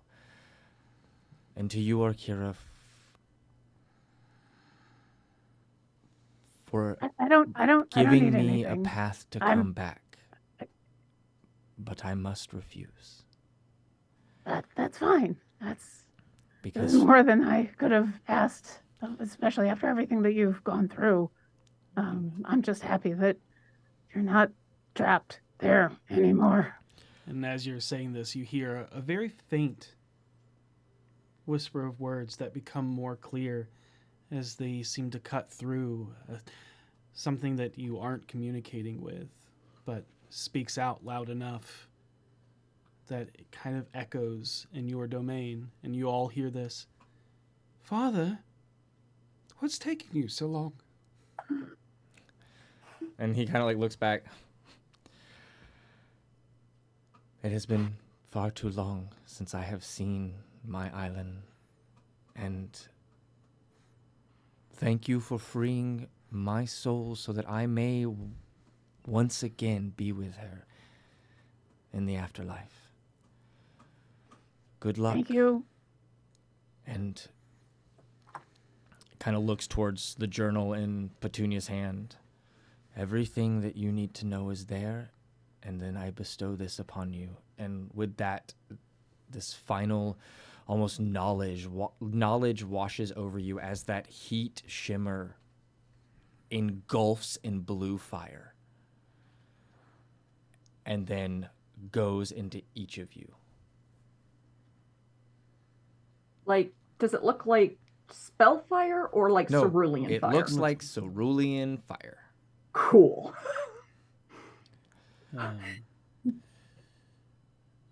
And with that, he kind of looks back, and you just see him look up and just says, "I'm ready, Kelemvor." And there's another figure that stands kind of next to him, a little hazier than he. And you see a young adolescent woman, probably in her late teens. And she goes, "Well, it took you long enough. I'm sorry. Did you get lost at sea again?" I did, but I'm here now. "I can't wait to hear all the stories about your adventures." Oh, I have many to tell you. Come. And with that, the mirage kind of just dissipates as they turn to walk away. And all that is left is the skeletal remains, whole and intact. I was about to say, as all of that vanishes and Orkira starts to cry, the tears fall down on the body and it just kind of melts into ash back to what it was. And all that remains is the skull, ribs, and pelvis connected to the spine. Seisha finally lets go of the hand she was holding. Guess it's up to us now. We have what we need, though. Yeah. Right here. Just have to learn it or teach it. And look what we did. Thank you all. This is why I'm still here, is to help with things like that. And knowing that he's no longer trapped. That's the greatest gift I can have. Seeing him reunited. Made it. Right. Now, I need a very, very long nap. And I will, out of play, Lauren, for you, because the soul did not accept the resurrection, you do not suffer any of the penalties from any of them. Dope. Thank you. I appreciate that. Yep. What about, does that go towards my resurrection assists or no? Oh, yeah. It does not. There was no... Cool. Yep. Sweet. The section, the piece of your soul that you put into the ritual returns to you as it was not consumed to bring the soul back. Okay. Nice. Yeah, Orkira does slump a little bit because, I mean, that was a 9th level spell and that was a lot of work and everything. And you can tell that she's happy with the outcome, like real happy with the outcome. But yeah, it's been a long day. And so a warm nap would be good. Go take a nap. Well, I'm thinking like a sleep nap. So if there's anything else we need to do, Go to sleep. Do we need to set up watch while we're here?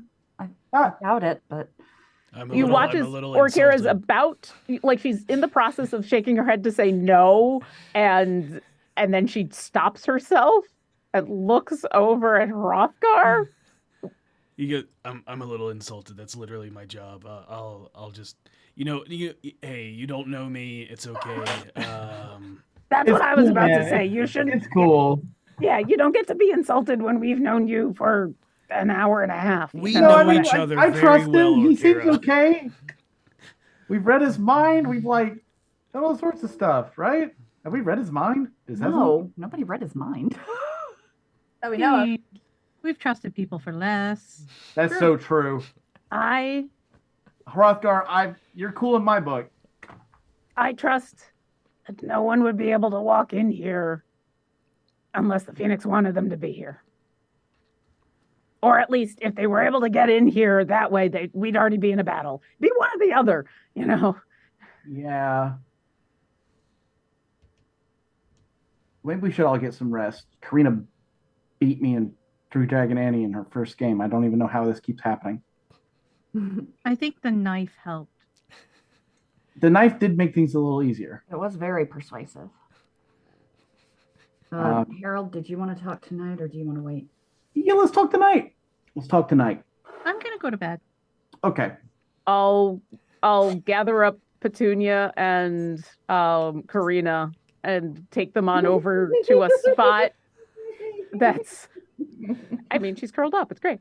That's far enough away from the lava to be as comfortable as possible, and yeah, help them find a comfy place to sleep and try to give the two of them their privacy when I'm so keyed up. Oh, she's out. Okay. And we're way away. And Harold will come up to you and he will say, okay,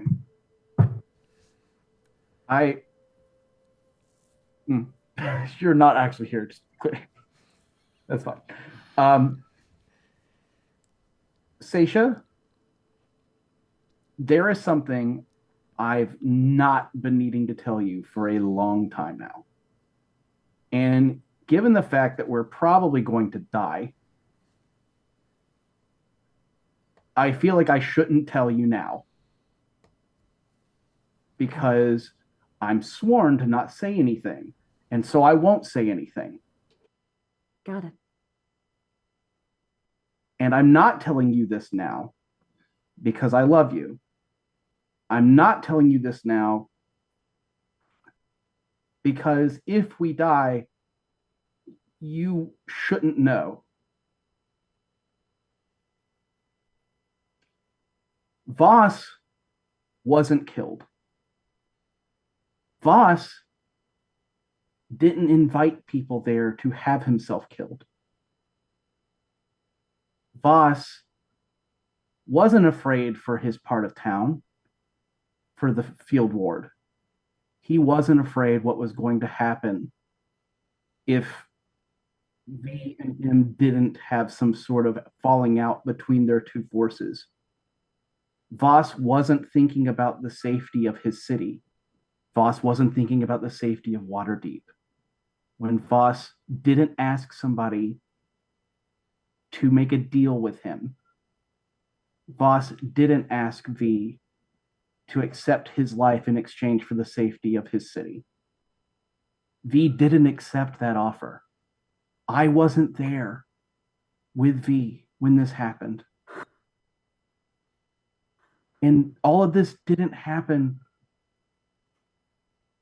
because Voss didn't want it to. Voss wasn't scared, but Voss didn't do what he had to do anyway. Voss wasn't scared what you would think. Voss didn't care about any of us. Voss didn't love any of us. Voss wasn't torn on this decision.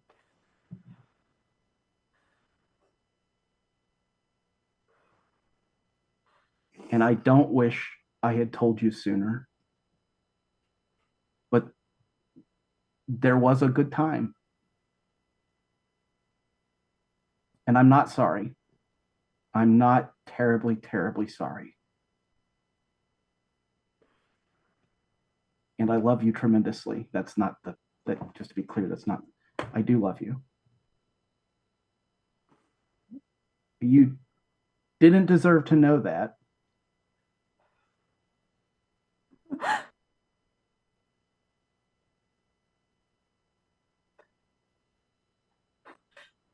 So V didn't kill Voss, and you weren't there for it. That's right. I can say for certain nobody was thrilled. Or let me put it a different way. Nobody wasn't thrilled. You get the picture. Was it slow? It was something everyone wanted. Was it slow? Yes.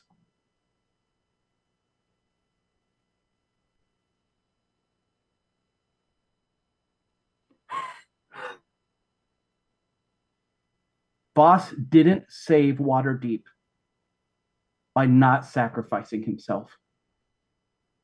Voss didn't die a hero.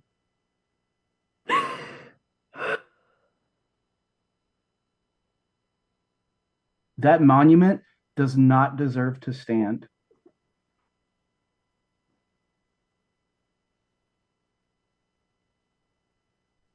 And I'm not sorry.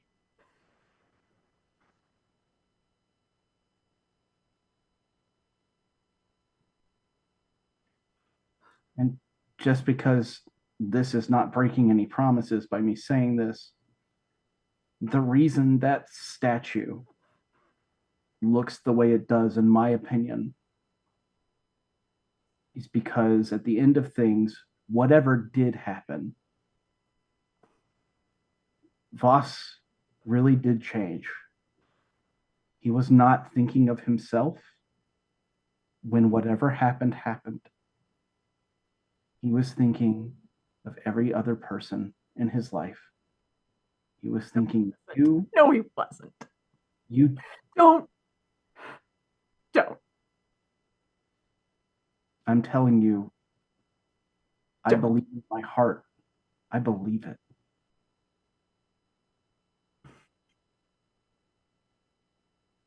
Voss wasn't a quitter. And when he made that statue, they made it in the image of anybody. Because it could have been anybody. But it was him.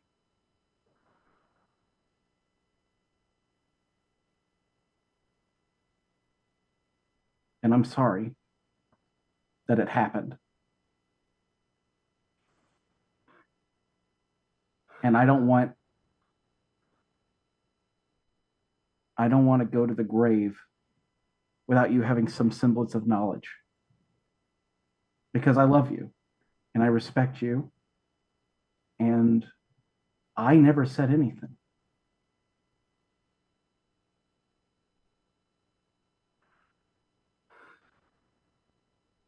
This has to stay between us at least until things are calmed down. Is that why V left? No.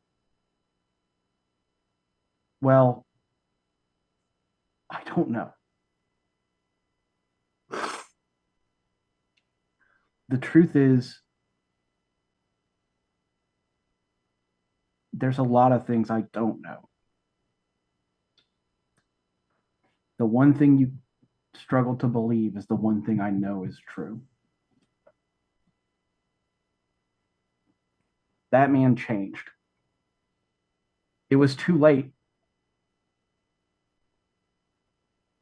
but it wasn't too little. And because of him, one Waterdeep can stand. And despite the many arguments and things me and him have gotten into, the yelling matches, he hit me, hurt. Despite all of that, I'm glad.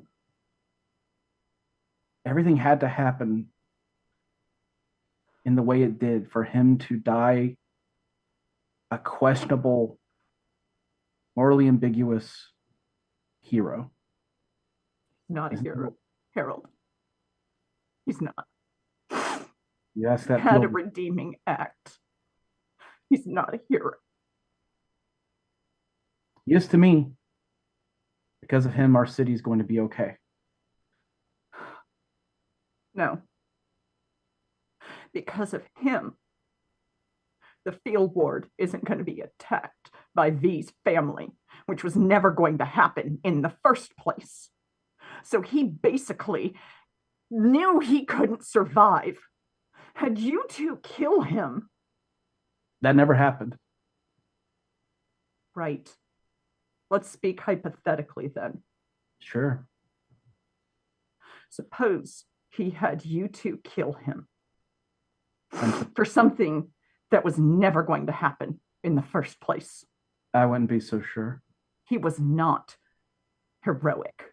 He did not sacrifice himself for the betterment of the field ward. He sacrificed himself so he could go out without sin.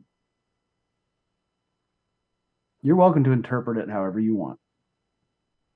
I know I don't know what was going through his mind, but I know the level of hatred that ran within V. And I know the lengths she would have gone to see him dead. I think he knew that too, hypothetically.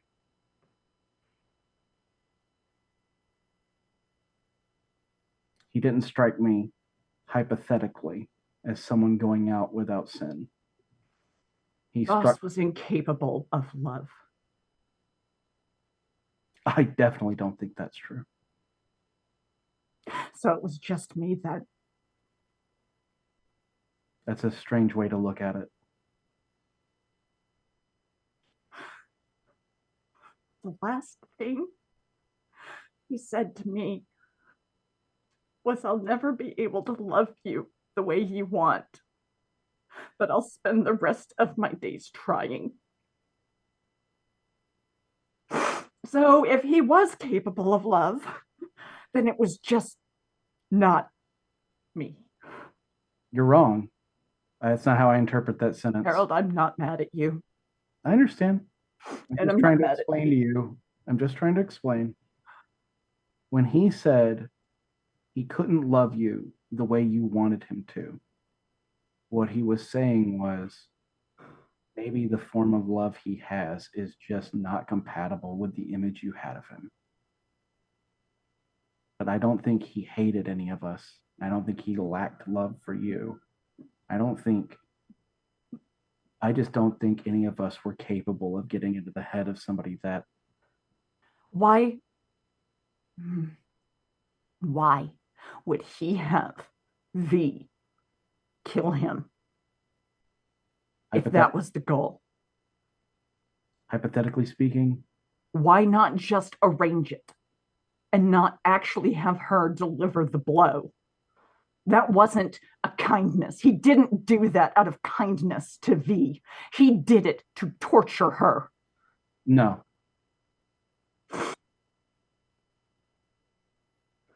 Not that it ever happened, but had it happened, it was mutually agreed upon. And you don't think she ever felt bad about it? You don't think when she came back she did. And saw my reaction? Of course she felt bad. And he knew she would. I don't think that was the intention. I know the difference. I've seen every side of him. I've seen every way that he's been. Harold, I thought I had too. And I was around him for 3 years. The only thing I saw in him hypothetically that day, if I were there, was fear. Yeah, he was about to die. It's natural to be afraid of death, whether you've orchestrated it or not. I can't help you process this in any way other than tell you what I saw. Hypothetically. And all the things I didn't see. It's important to me that before we go back, you know. But this cannot leave us. This cannot leave. I am breaking almost every oath I've ever made doing this. But I do this because of how much I love and respect you. I believe it's my duty to be a Harper. But I'm a BFG first.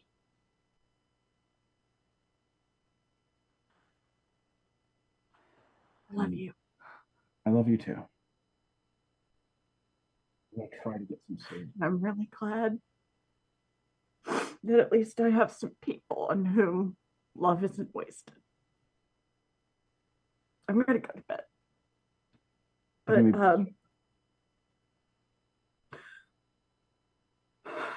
you. You're welcome. And just understand that though none of that happened, V is very sorry. I know she is. Her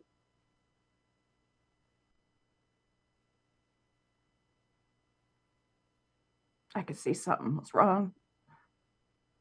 I know you knew. But she was so off. I didn't want to ask. I didn't want to press. And now you don't know why. Now I don't know why. Get some sleep.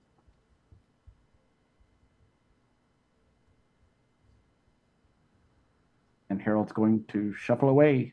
Just shuffle on away. Harold. Yep. Yes. Seisha will walk over and hug him. He'll hug her back. I love you, Seisha. I love you too. I tried to speak in the language you know best, but I'm not great at it. You did really good. Mom would be proud. We're going to do everything. Made a great missed caller. Missed caller. Well, maybe we can still get her back. We We've pulled off a lot of miracles lately. That's can. nice. I believe. I do too. I just need to talk to Ahmed, sir. One step at a time. Yeah, at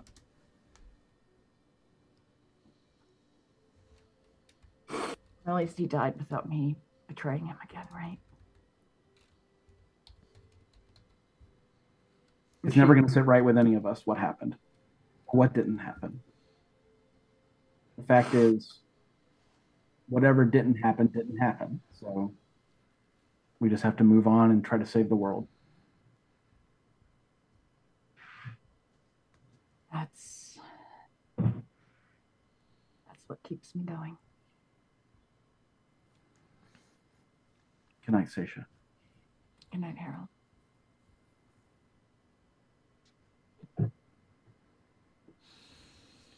And as you Seisha will go back inside.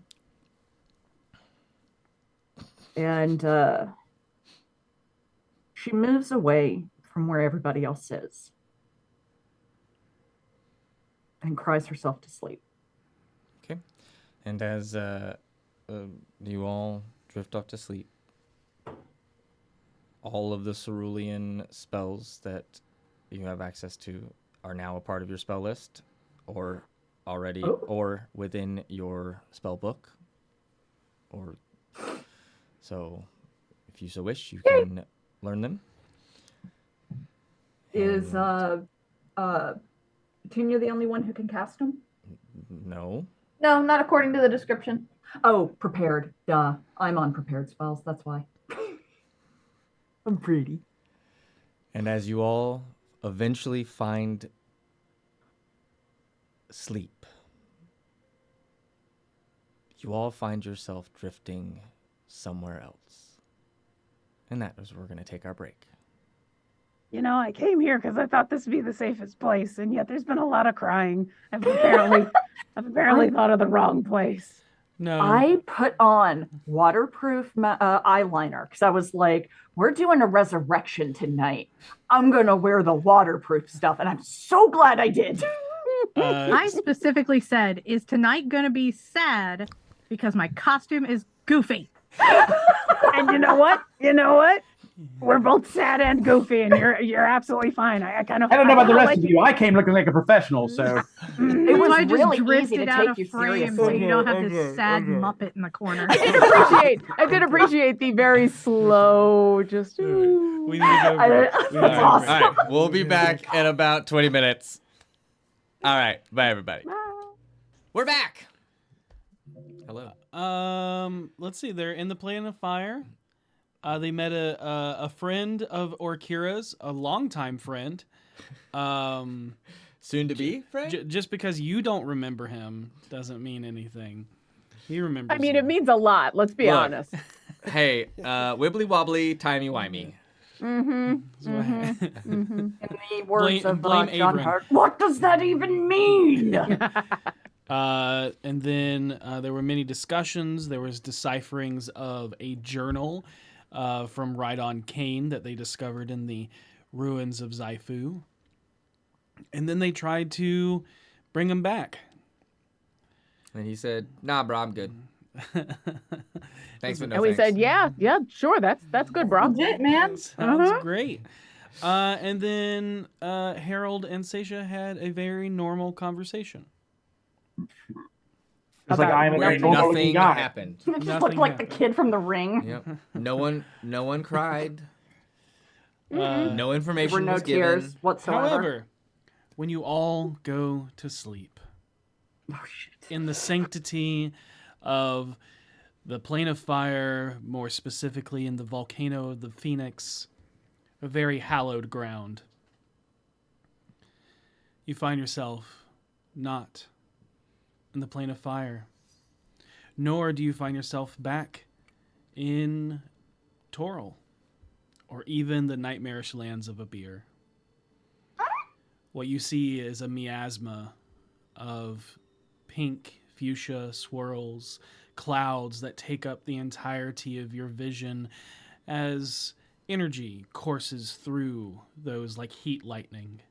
You feel yourself weightless, but not floating, almost as if you're centered at the center of your own gravity, but not where your feet are placed upon a thing. It's this weird listing feeling. Some of you have been here before, so you find yourself floating once again in the astral sea.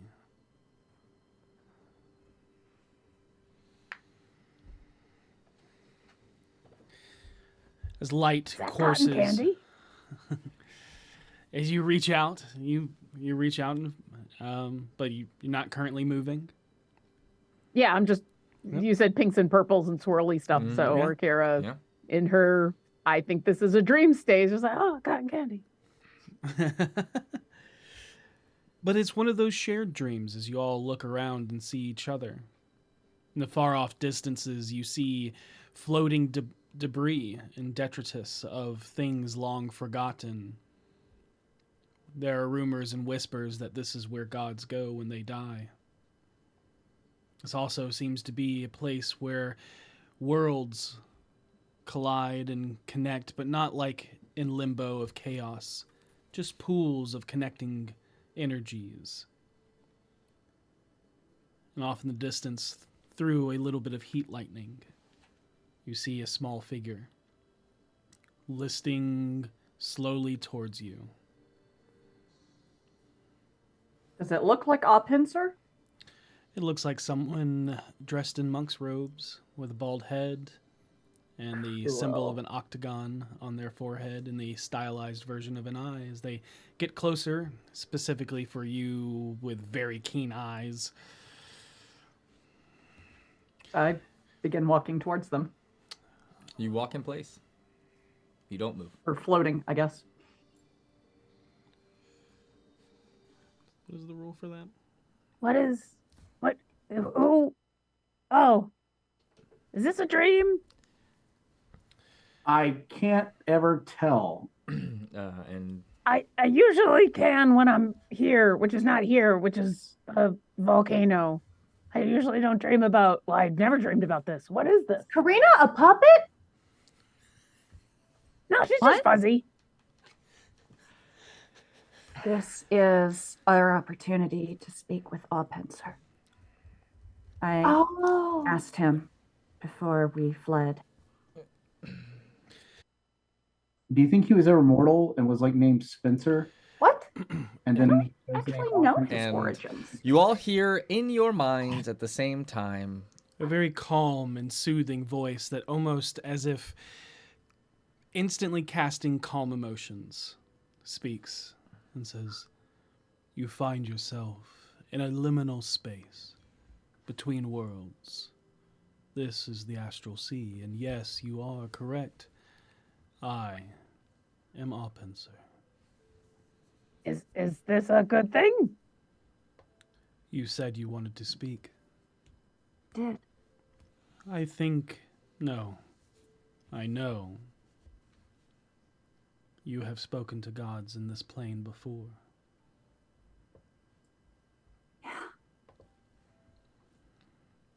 We have a good working relationship with most of the gods. A Not handful of them. not big on ball.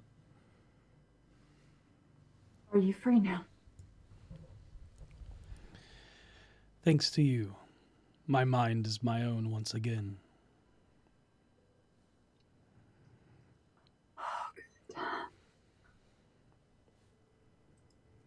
I'm sorry they had you so low.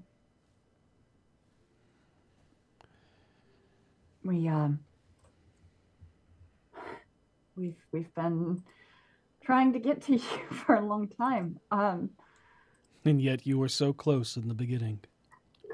Yeah.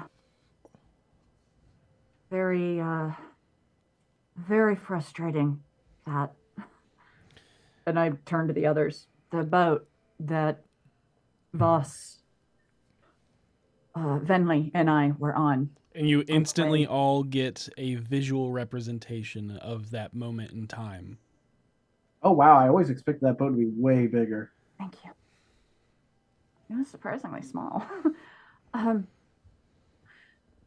I know you've just gone through a lot, but I was hoping we could ask you some questions, since you have unique insight that no one else on Toril has. Are you asking to be enlightened?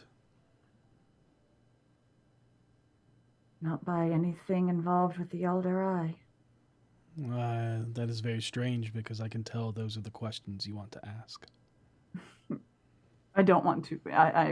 Perhaps I poorly phrased. I want to be enlightened, but not in the way he seeks to enlighten people.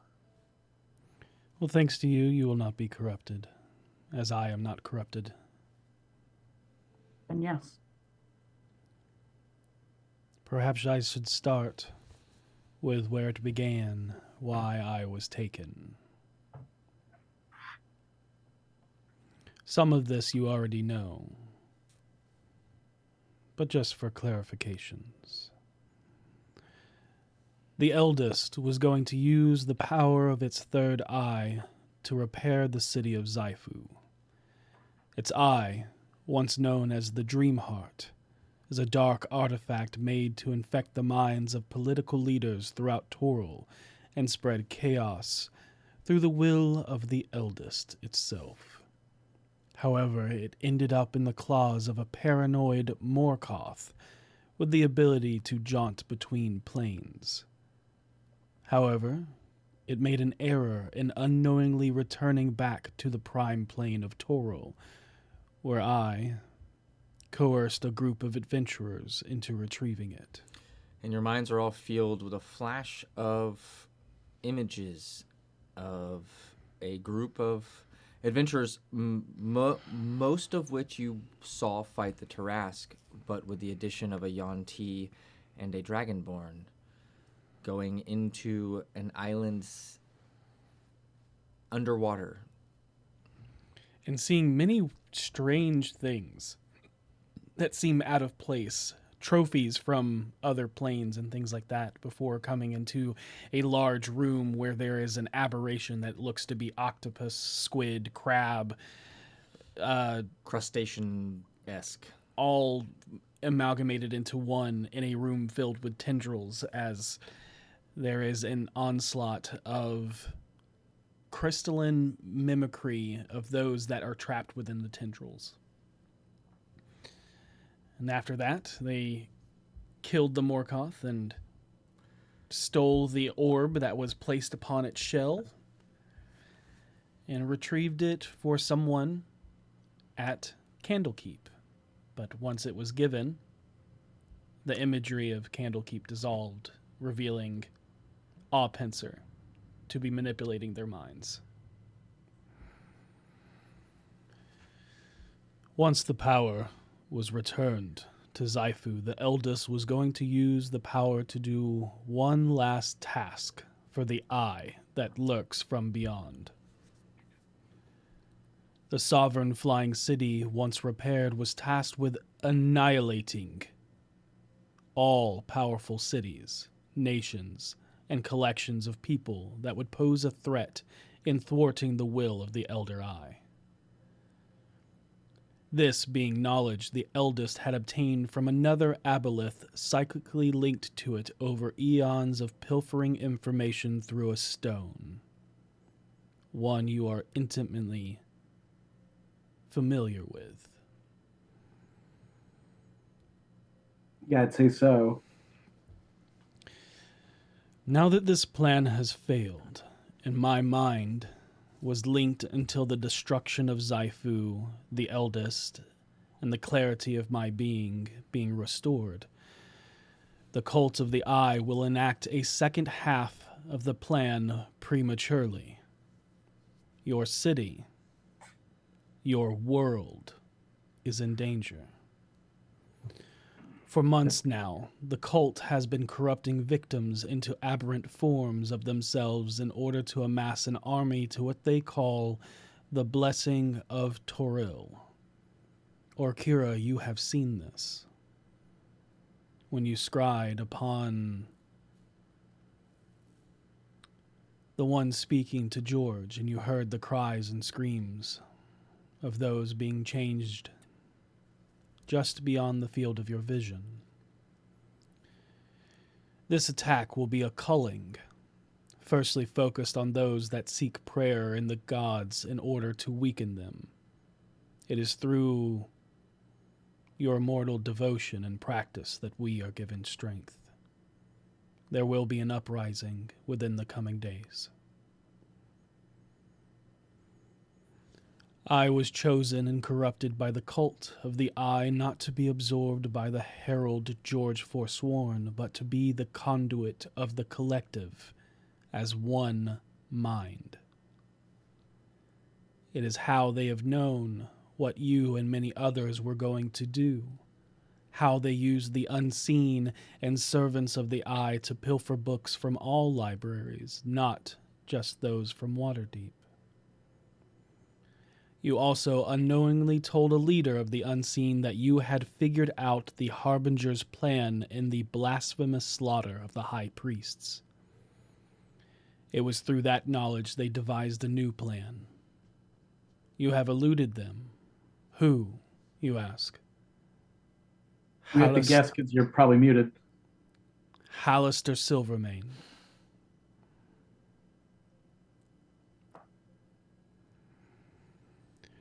It was through that knowledge that they devised a new plan.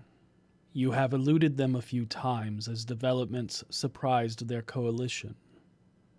I will tell you I am sorry that my omnipotence allowed for the once blind Elder Eye to be omniscient within this realm once again. Didn't do it willingly. That is true. It counts for a DMs? lot. Sorry. DMs, who was Alistair Silvermane? He was the basically the head of the Water Davian Guard or City Watch that was like projected out and was. He was Hallister Silvermane. It's good to meet you. I am So the... it was, yeah. Yeah.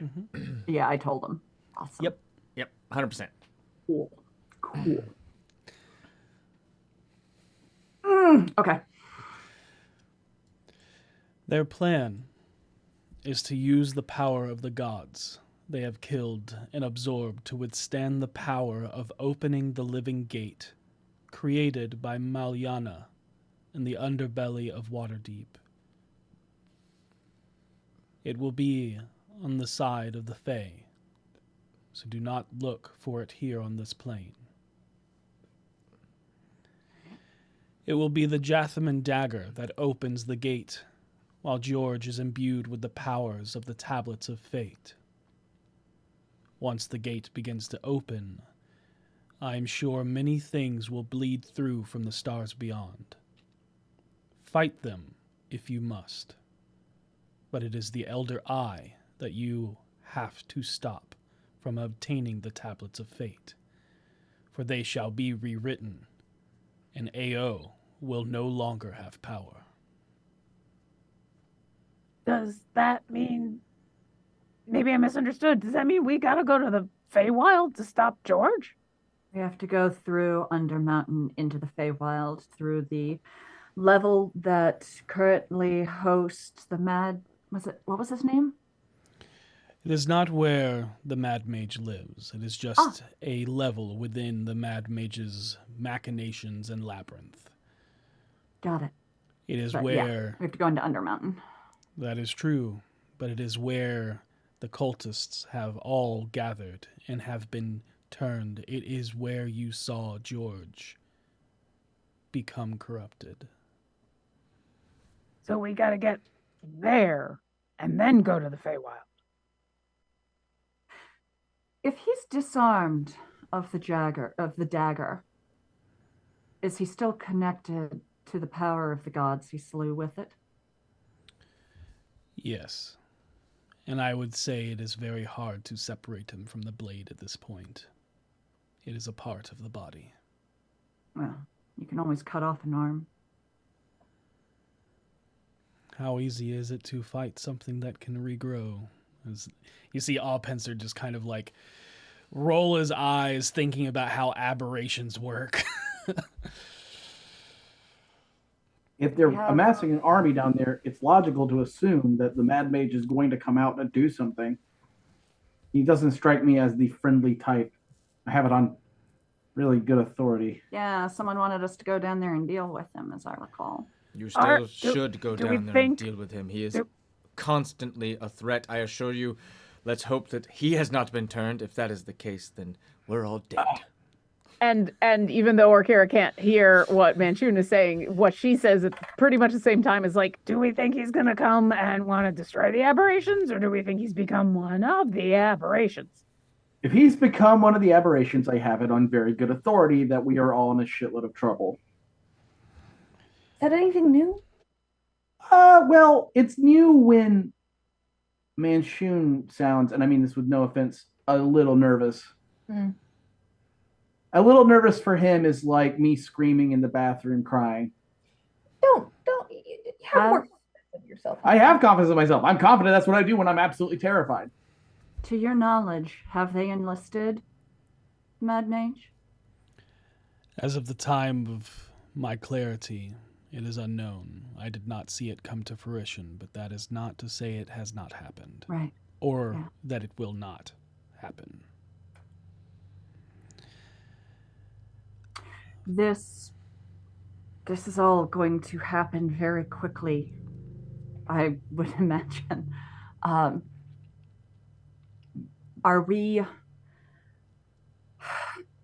We need to stop them from using the tablets to open the living gate. No, the dagger opens the gate. And then I guess they're going to rewrite the tablets to bring the Elder Eye through the gate. George, with the power of the tablets in hand, they give off an arcana in their presence. He will not be able to wield them, but will have their possession, and therefore their power. And that will be used to imbue the gate to open it with the Jathman dagger. If the Elder Eye gets through, and he looks at you very intently, and you can all see his face in your mind. He goes, "Your world is gone." I know. For what I said when I was corrupted, it was not a lie. You are not their focus. Still? You They have are what they a need. pain Now in their their focus is utilizing it. You are a pain in their side they want to eradicate, yes. But the Elder Eye, their goal is to destroy Ao and these gods. We're just going to have to make ourselves their focus. Seisha turns to Orkira. Think about it like, okay, you're eating popcorn. And one of the kernels, the skin from the kernel gets stuck up like near your teeth and your gum. And you're gonna have to deal with it. It's annoying, but you're gonna keep eating the popcorn. I mean, that's true. It's popcorn. Yeah. The only reason I sound so incredulous is because you have all done a bunch of stuff that have stopped or stymied their plans. And yeah, it's still going forward. Maybe I just would rather assume that any moment they're going to focus on us and we need to be ready for that. But maybe that's the pessimistic view. Oh, you are definitely a target. As soon as they see us, we're targeted, but We have been. we're not their primary focus at the moment. We're not their end goal. Right. Much like the cultists will be sent to destroy those that worship us, the deities of this plane. You will be targeted as a threat.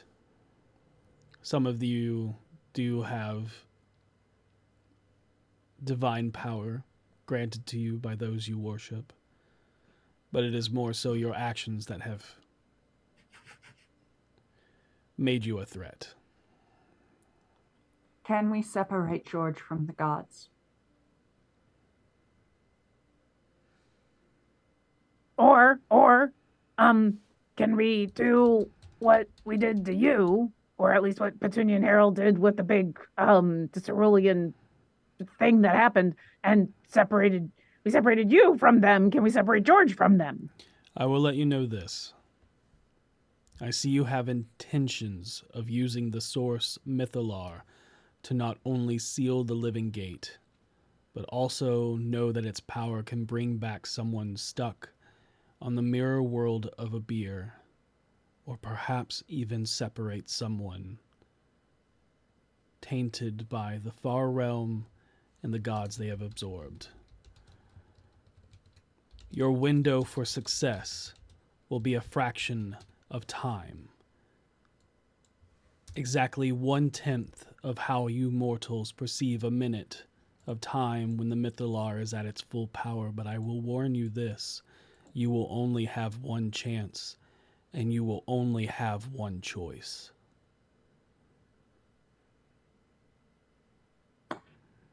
Oh. What you're saying is we can either bring someone back or send someone there. We can't do both. No, what I'm saying is you can either bring Kelimvor back from a beer. Not Kelvin. Oh, Kelvin. Sorry. He speaks correctly. Devin does not. Yeah. You can either bring Kelvin back from a beer, or you can save George.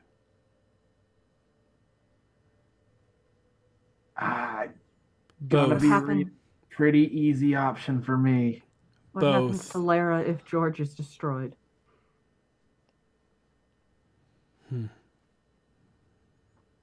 Okay, not as easy an option anymore.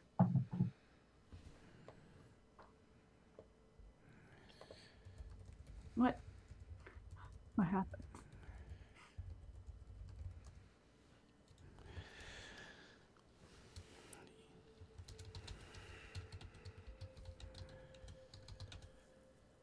The gods slain by the dagger are gone.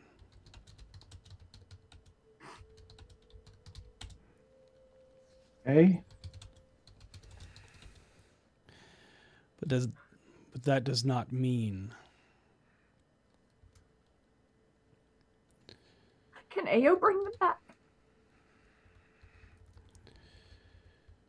that their divinity is dead.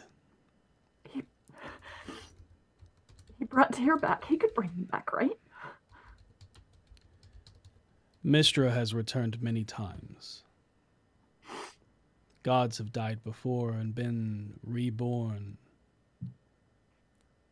But as history says, it's not always who they once were.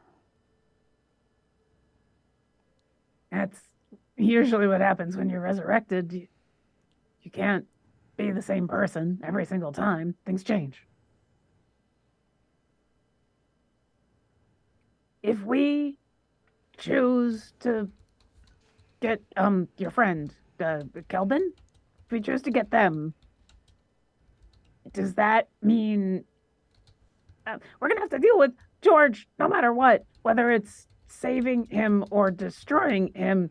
if we end up getting Kelvin and destroying George, does that change anything about the resurrecting of the gods or not?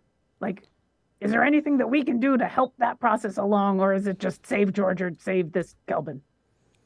Bane, Ball, Mercule, and Lyra are now George. But Lyra still lives within you, Seisha Valispard.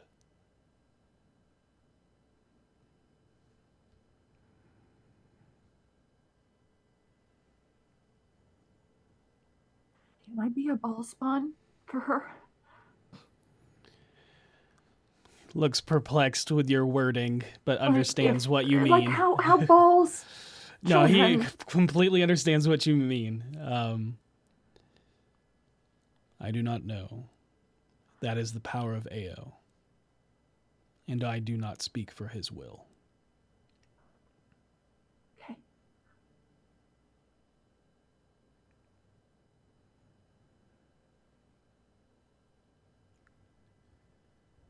All right, so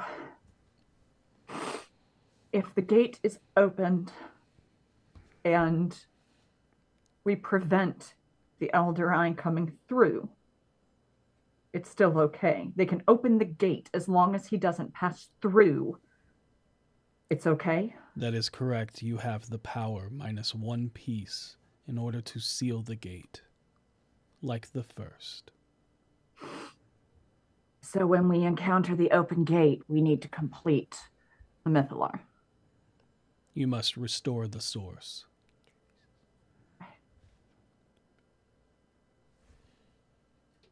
Is that as simple as putting the pieces together? She said, hopefully fully aware that it probably wasn't.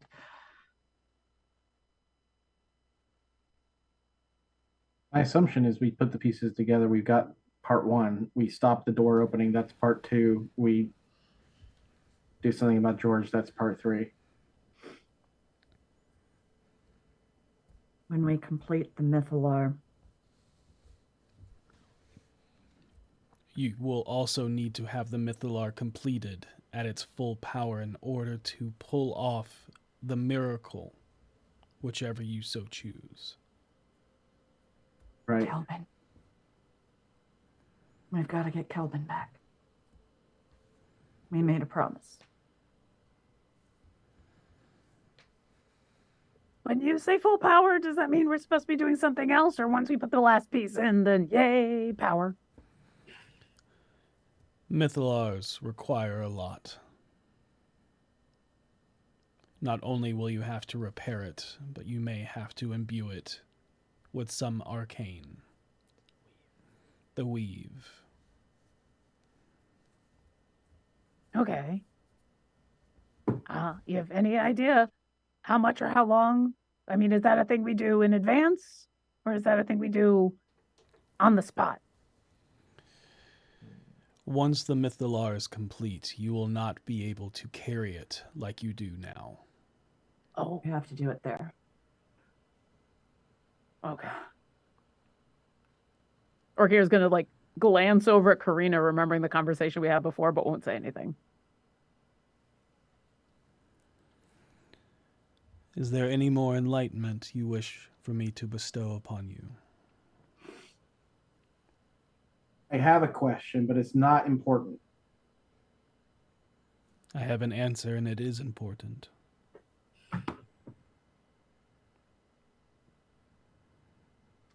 How to word this properly. Were we all meant to find each other? Orkira actually snickers, like chuckles fondly, but yes, out loud. Was this always how things were supposed to be? Was we were all going to find each other at some point, and this was all kind of a big plan, or is it a happy accident?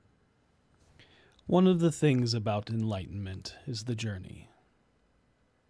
It is here for you to discover the truth, but I am not a deity of fate. I appreciate it. Can Baba Yaga touch a beer?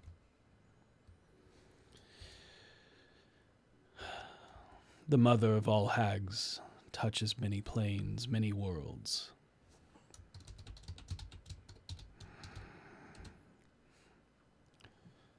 She is an archfey, if not more. I wasn't sure how a beer connects with the Feywild.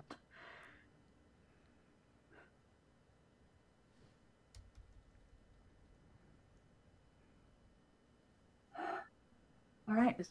I mean, I don't have a specific question. I'm just going to ask, is there anything you think we should know or don't know?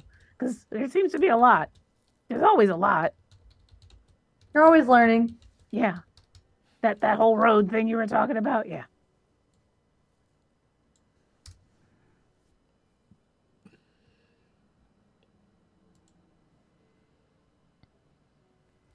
I see you are somber. Enlightenment is oftentimes a heavy burden. Yeah, but I'd rather know and have a chance to be prepared or to change something or to do it better the next time.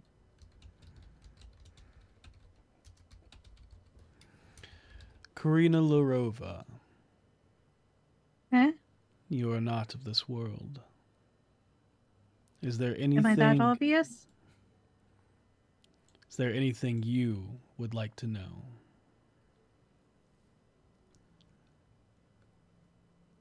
I think the only questions I could ask, I don't want the answers to, honestly.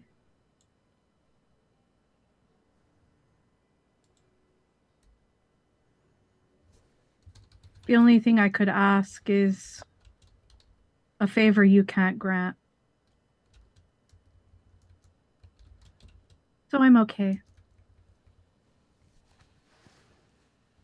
I understand. Sometimes the answers we need most are found within ourselves. You sound a lot like my therapist.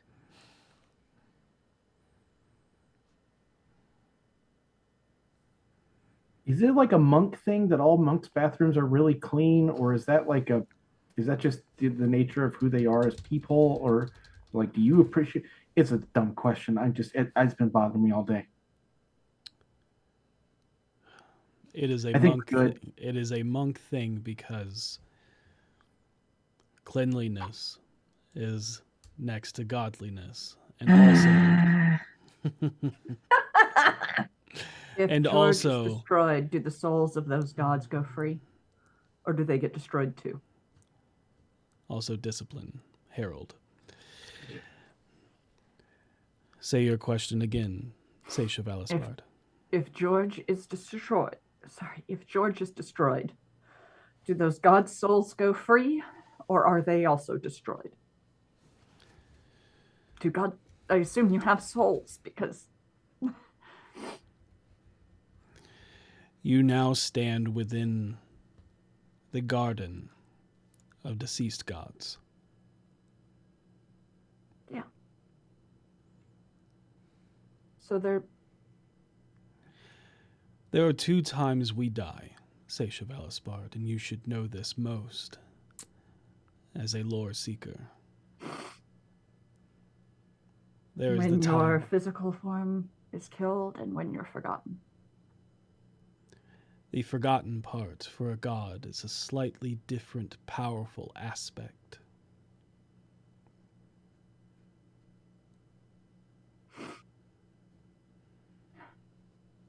Right. Well, she won't be forgotten since nobody else knows she's dead. I think she won't be forgotten because we still got you. You are very wise, Orkira. I have a very good therapist.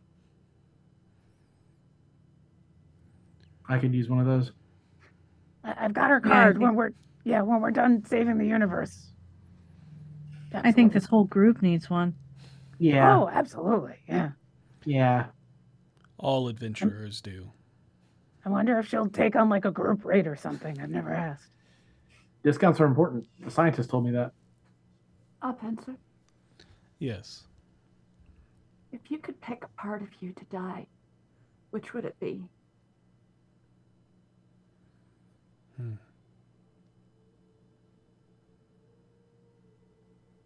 It's a very hard question to ask. An even harder question to answer. A simple answer would be your faults. But is that not what makes you human? Or thereof? What makes you unique? Your experiences.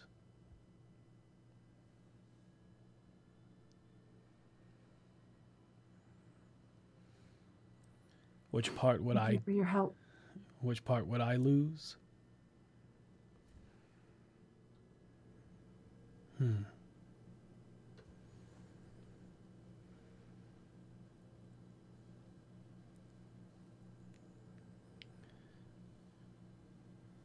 I don't know.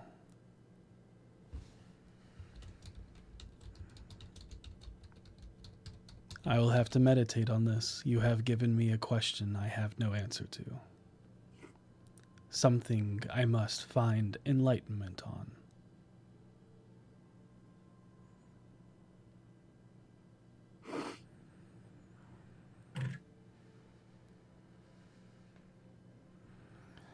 Be careful. I think I will wander this. Enlightenment sucks. I think I will wander this astral sea for a while.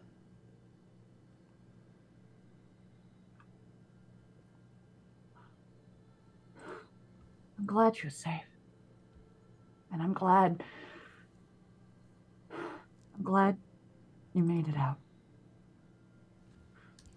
I can only have you to thank for that. And he looks towards Petunia a little bit more keenly than the rest, trying not to make it obvious. I think we all kind of smile and nod and look at Petunia. Everyone has their moment. I guess you could say I'm very lucky to be here. I'd say so. But I believe it is time for you all to wake up. Oh, were we sleeping this whole time? Yep. And as you go to ask that question, you all wake up. Real Gravy. hot. I mean, it's for anybody who has, July, August in Georgia in an unheated cabin. Oh, no. God. How dare you? That's what it's like waking up to. Yeah, you're A little bit of experience. Yeah. Lauren would be absolutely miserable, but she watches Orkira gets up and stretches and just looks so probably the most serene you've seen her in Karina since you've seen her.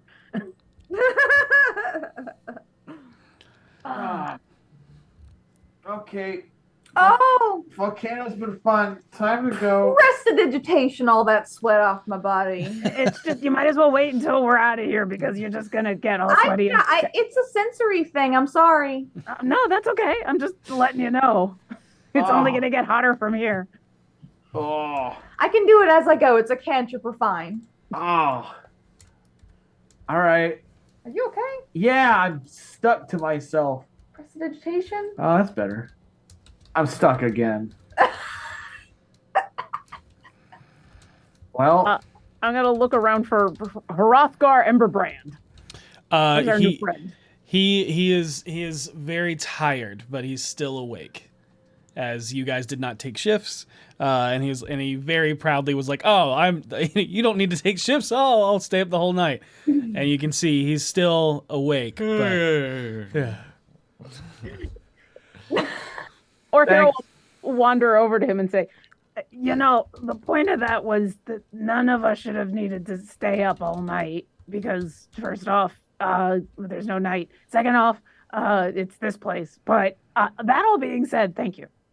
I just want to make sure that you knew that I was doing my job. Thank you. Hot bean juice. Always. Oh, Yes. no. And you all are given a very bitter black coffee. Okay. But I'm not happy. I about drink it like a champ. Let me hit that long rest button. Let me hit all the Yeah, everybody charges. hit the long rest Yeah. button. Harold's given a mug that Hell says, "Coffee is my god." Mm-hmm. Okay, I mean, I know we got to get out of here because y'all are just gonna keep complaining about the sweat. But where are we going? We going back to Reth like you were Reth. talking about? Reth. Okay, yeah. Yep. Let's do it. I got a couple things I would like to do over there, and then yeah. Okay. It is the light, it is the way, and you Can I, nearly cups every day. Can I read something to you guys? Here? Sure. Yeah. Anything. I like books. Or I guess recite, because I'm gonna the. You could die just a little bit. Which bit would you choose? Would you kill away all your flaws? For there's so many to lose. If you could choose which death to pick, which memory would be your last? Would you want it slow or quick as you reminisce the past? I shed a tear in shaded mist as the moon blocks out the sun. A pillar of red beats through my chest, and the shadows think they've won. The caw of a crow and a raven's cry make me fall apart. The radiant light flies through the night, bursting through the dark. I tell you this with a little twist of my dagger, the silver tongue. Though we must be held adrift, glamorous fireworks is only how it begun.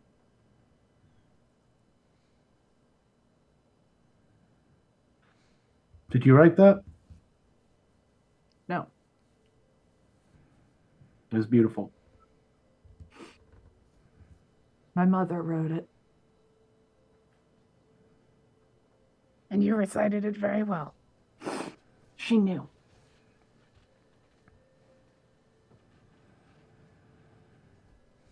Let's go to Reth. I could use something cheerful. Okay. Give me 10 seconds, and Orkira's gonna trot on over to where the lava pool is with the egg, and she's not gonna pull the egg out, but you see her kind of lay down and reach out and give it like a familiar pat, so you all hear like, thanks for letting us stay. I guess thanks for Hrothgar. I'll be back, okay? And she'll get up and come back on over and say, all right, everybody, join hands. Hey-oh. And she'll It is grab... a little fuzzy. Dustin, quick question. Yeah. I just put something together. Is Hrothgar someone that Katie has seen before? No. Okay. Nope. Sorry. Just fire dwarf. A fire dwarf or an actual Azer? An actual Azer. Azer, Okay. which Okay. are basically fire dwarfs. But basically, considering the plane of fire. Yeah. All right. Urkir will grab hands with everybody and hug her book. I should actually mention, she has, when you wake up, she's buried the body, the remains of Ryden Kane. You don't actually know how she's done it because we're in a volcano, but she has laid him to rest. So we're not bringing back the body. Which I only think is mechanically important because of what's going on his chest. But Orkira also wants to lay him to rest. And that being said, okay, I don't know why my book looks like a wand right now, but I think things are just weird. So, Reth, we're going to Reth. A thief or two, and everything goes white and red and orange for a second, and then I'm going to cast Plane Shift and bring us to Reth, and I'm very specifically trying to bring us into the That cavern system that is a safe place to be outside of all of the wonky magic. Okay. Catacombs. The catacombs, thank you. Got it. Like the place in where we were chatting with the gods that one night. She's aiming for that. I mean, it's fine. Don't roll a D100. Listen. Only made this, wild magic. Oh, that table. reminds me. Oh, no, we already fixed it. My tentacle arm's been gone. Just making sure. I'm sorry. Did we ruin the DM's fun? It's fine. It's fine. No, it's fine. And with that, there is a incantation and then a soft like tuning fork hum that resonates at the end of the incantation as you are all instantly transported from scorching hot to moderate climate.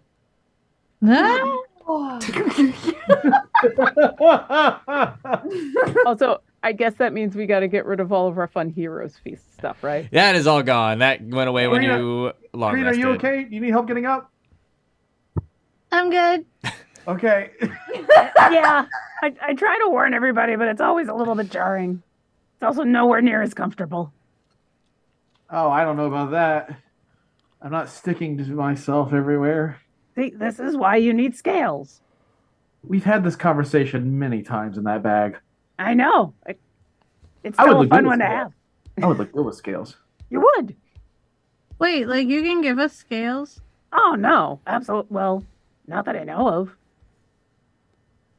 Think about it. I will. Can you? Wait, before we Maybe? continue. Before we I can continue, give you bark. I can give us all scales. They won't be real, but I can give us all scales. Me too. Well, I can give myself those.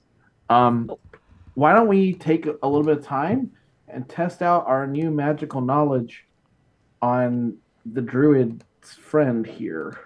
Yes. Oh, yeah, you were telling me about that guy. We're not far from where they are. It's right up that way.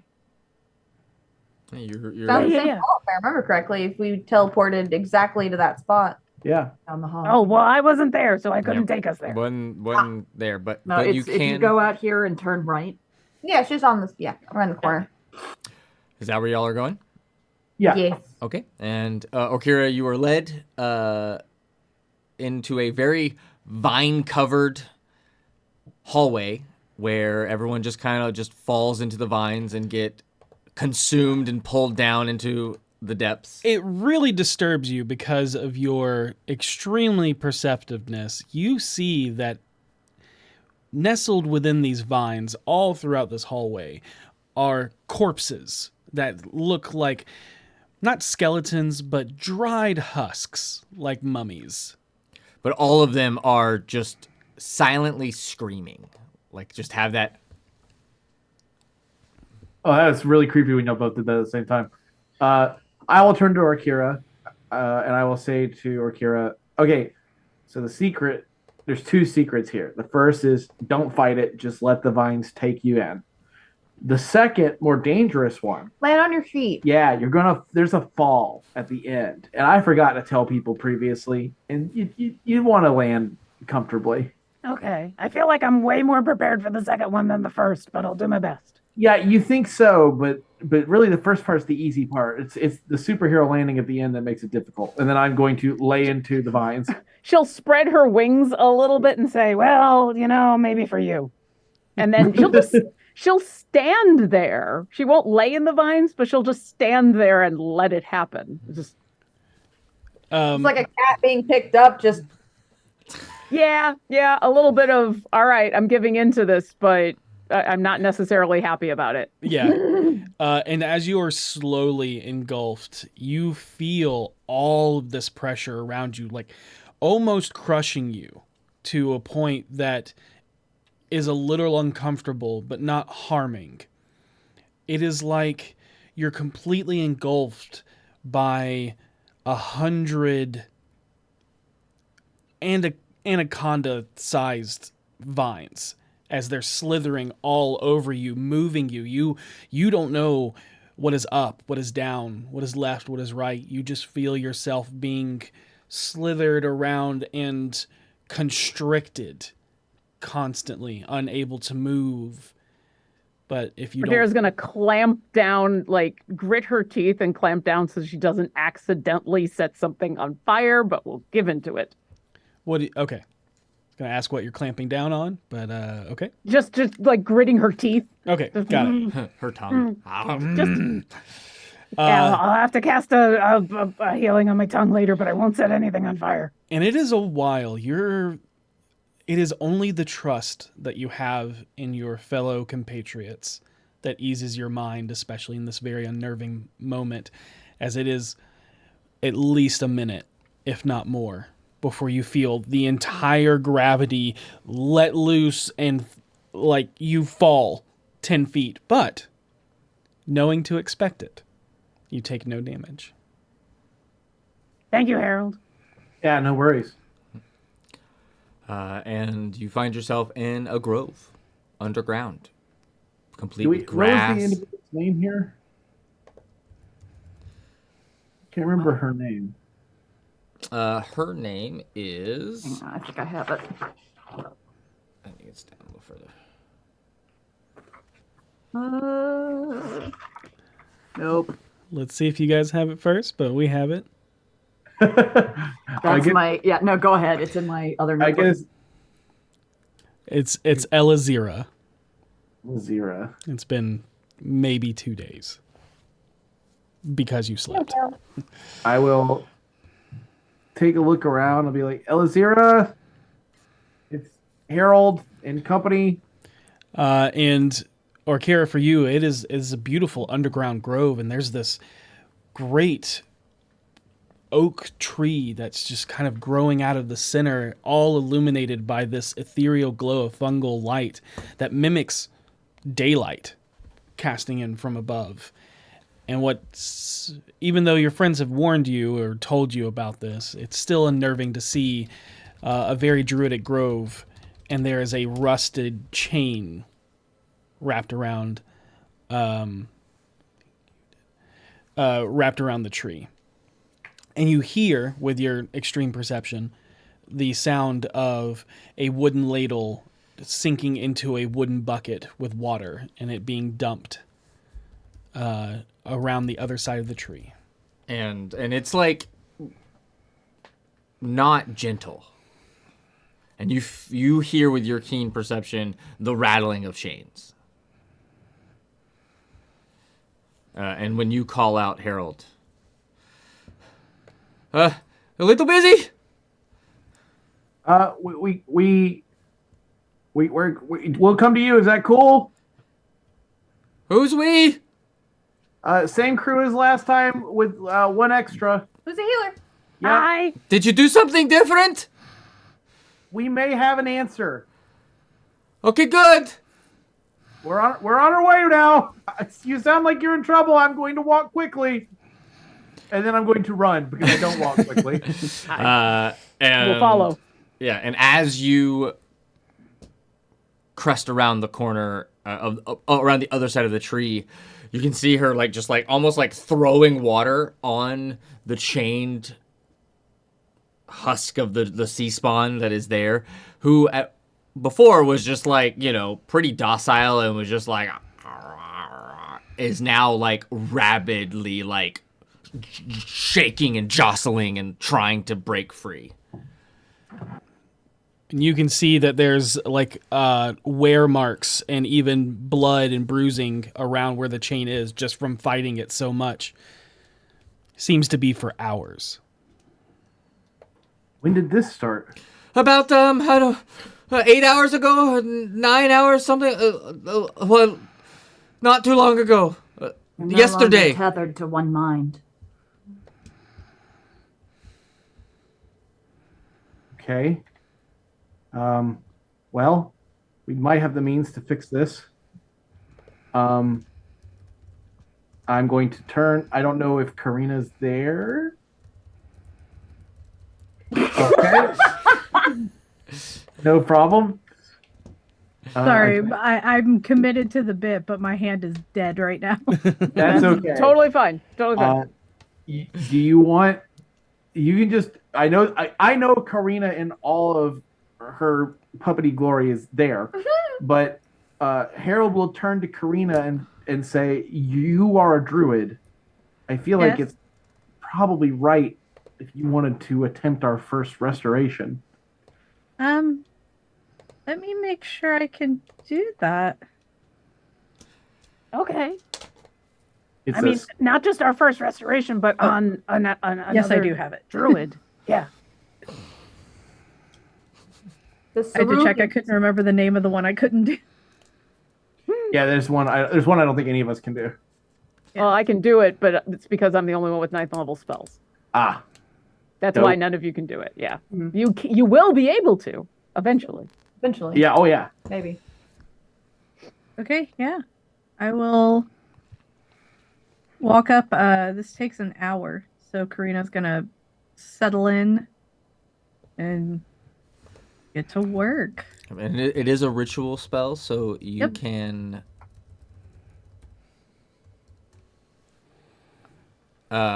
you can cast it as a ritual, so it'll be an hour and 10 minutes. So gonna just sit down, get comfortable, make all manner of dad noises, back and all that, and get to work and cast Cerulean Restoration. And Karina, who is greater invisible right now, which is why you can't see her. You know, when she sits on the ground like that, it's like you can't even see her. It's I know, very it's just impressive. gone. Every so often you see a hand come up, and that's about it.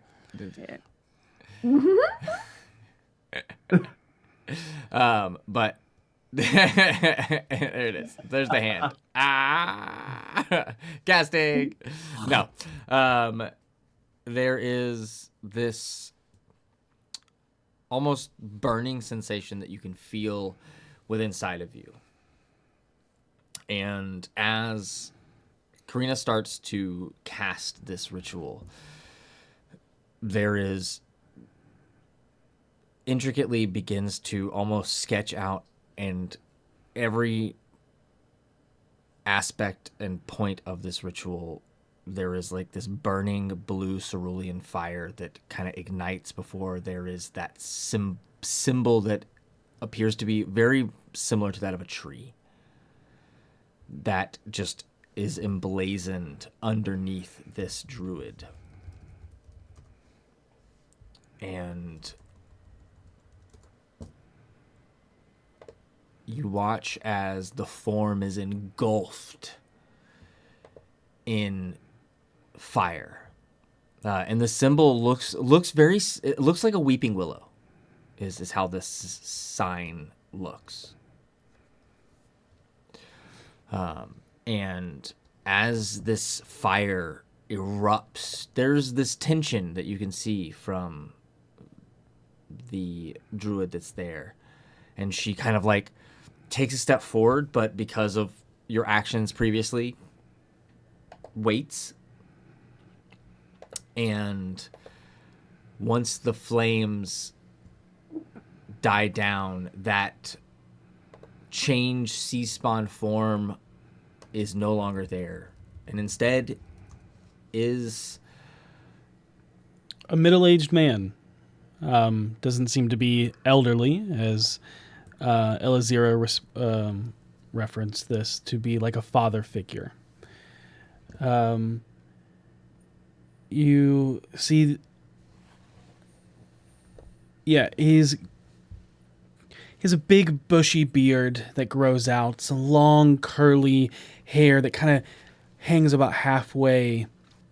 He has a very Grecian nose and deep eyebrows, bushy eyebrows, and like a dark copper olive skin. He's only wearing the rags that he had covering his body in his sea spawn form, as he just my head. Elizira, where am I? And you see her just throw her arms around him, tears streaming down her face. Oh, this is a tender moment. I'm gonna.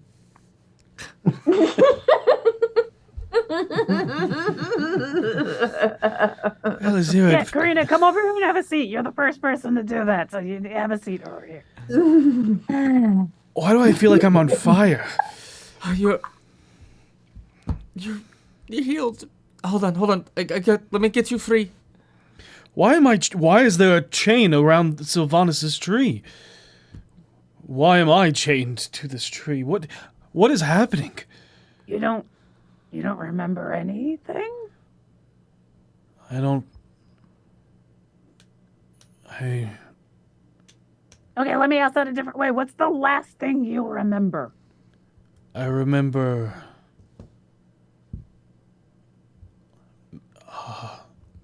many things.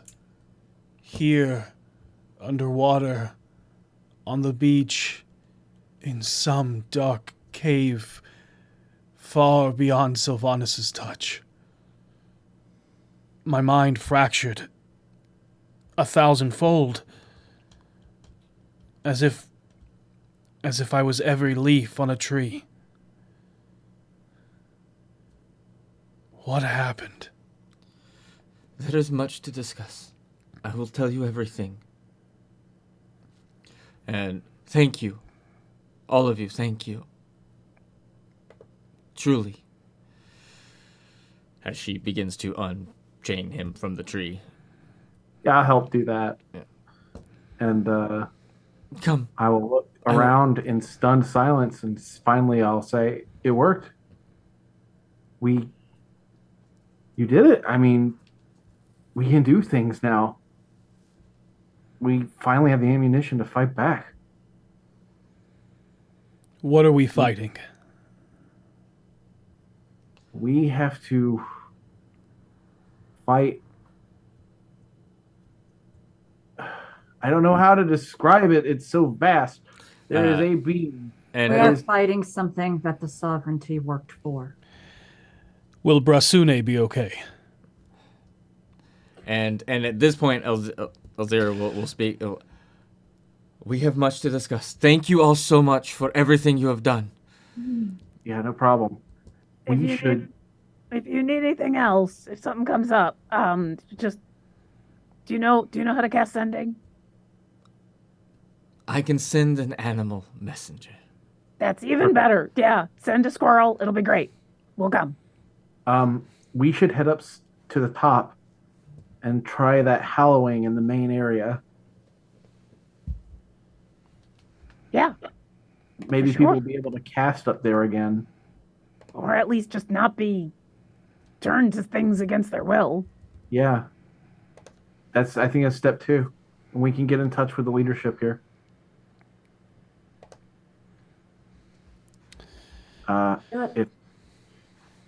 If nobody objects, I'll start heading up. Okay. You all head up as you hear the subtle discussion of what has transpired to the elderly druid. Good luck. Yeah. How many decades worth of information she's got? There we were. Well, remember, this guy is an elderly, but has Yeah, but druids live forever, so you can never tell. And he kind of called the town by the wrong name, so she's got a lot of explaining to do. Yeah. So, you head up. What are y'all doing? I'll look for the leadership, whose names also escape me. While we're looking for the leadership, I'm assuming we know how to cast this hallowing. Yes. And so we'll know the best place to do it. And so that's what Orkira is looking for, is like, oh, we should be here, and here. And this is much like plant growth is an 8-hour ritual that you all do together, which I think even plant growth is even longer than that, but I can't remember. But anyways, it's an 8-hour ritual that you all do together, and it potentially has the means to potentially cleanse this land. And the All right, everyone, eat, use the bathroom, take a nap if you need. We're gonna be in this for a while. Yep, we're not turning this around until we get to our destination. and, We should probably talk to Lady Coralheart before we started. Yeah. That too, but Yeah. also bathrooms. and as you are kind of separating out, Lady Coralheart actually sees you, and you've returned already. I did not see the ship make port. Well, we jumped off the ship and we went into the water and we all fought the eldest And one. and won. You The fought eldest the is- Slime Lord and you live. Yes. Yeah. It was not easy, and we No. were very close to dying. But the slime lord's dead, and then we teleported into a volcano, and then we teleported back here. I know this sounds stupid, but it's all true. And we've learned magic we think that can help your people, and we want to try to cast it here. I would advise against casting magic. This is one of those risks we have to take if we're going to try to save you people, which is what we promised you we'd do. We're here. We're following through. We've already taken the worst risk already. Give me a persuasion check, Harold.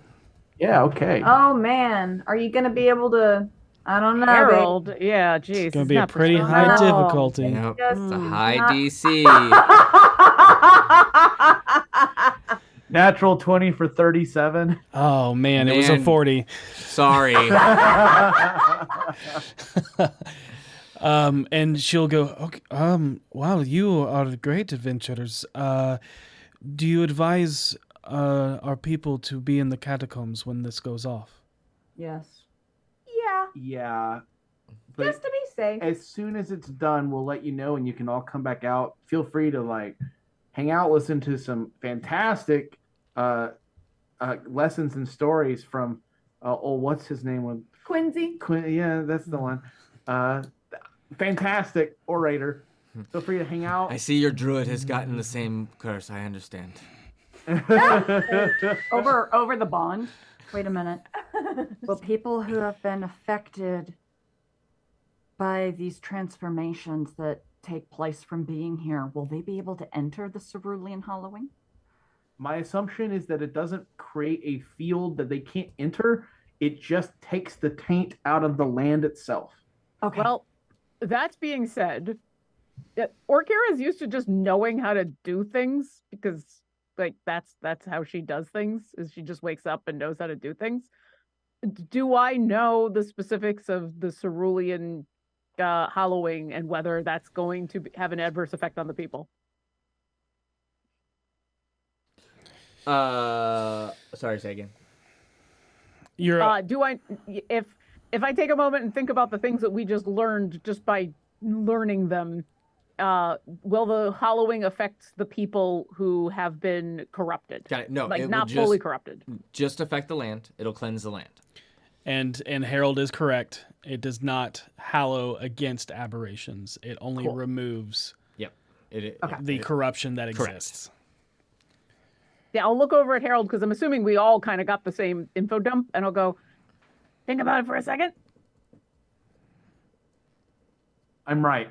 Yes, you are. Okay, cool.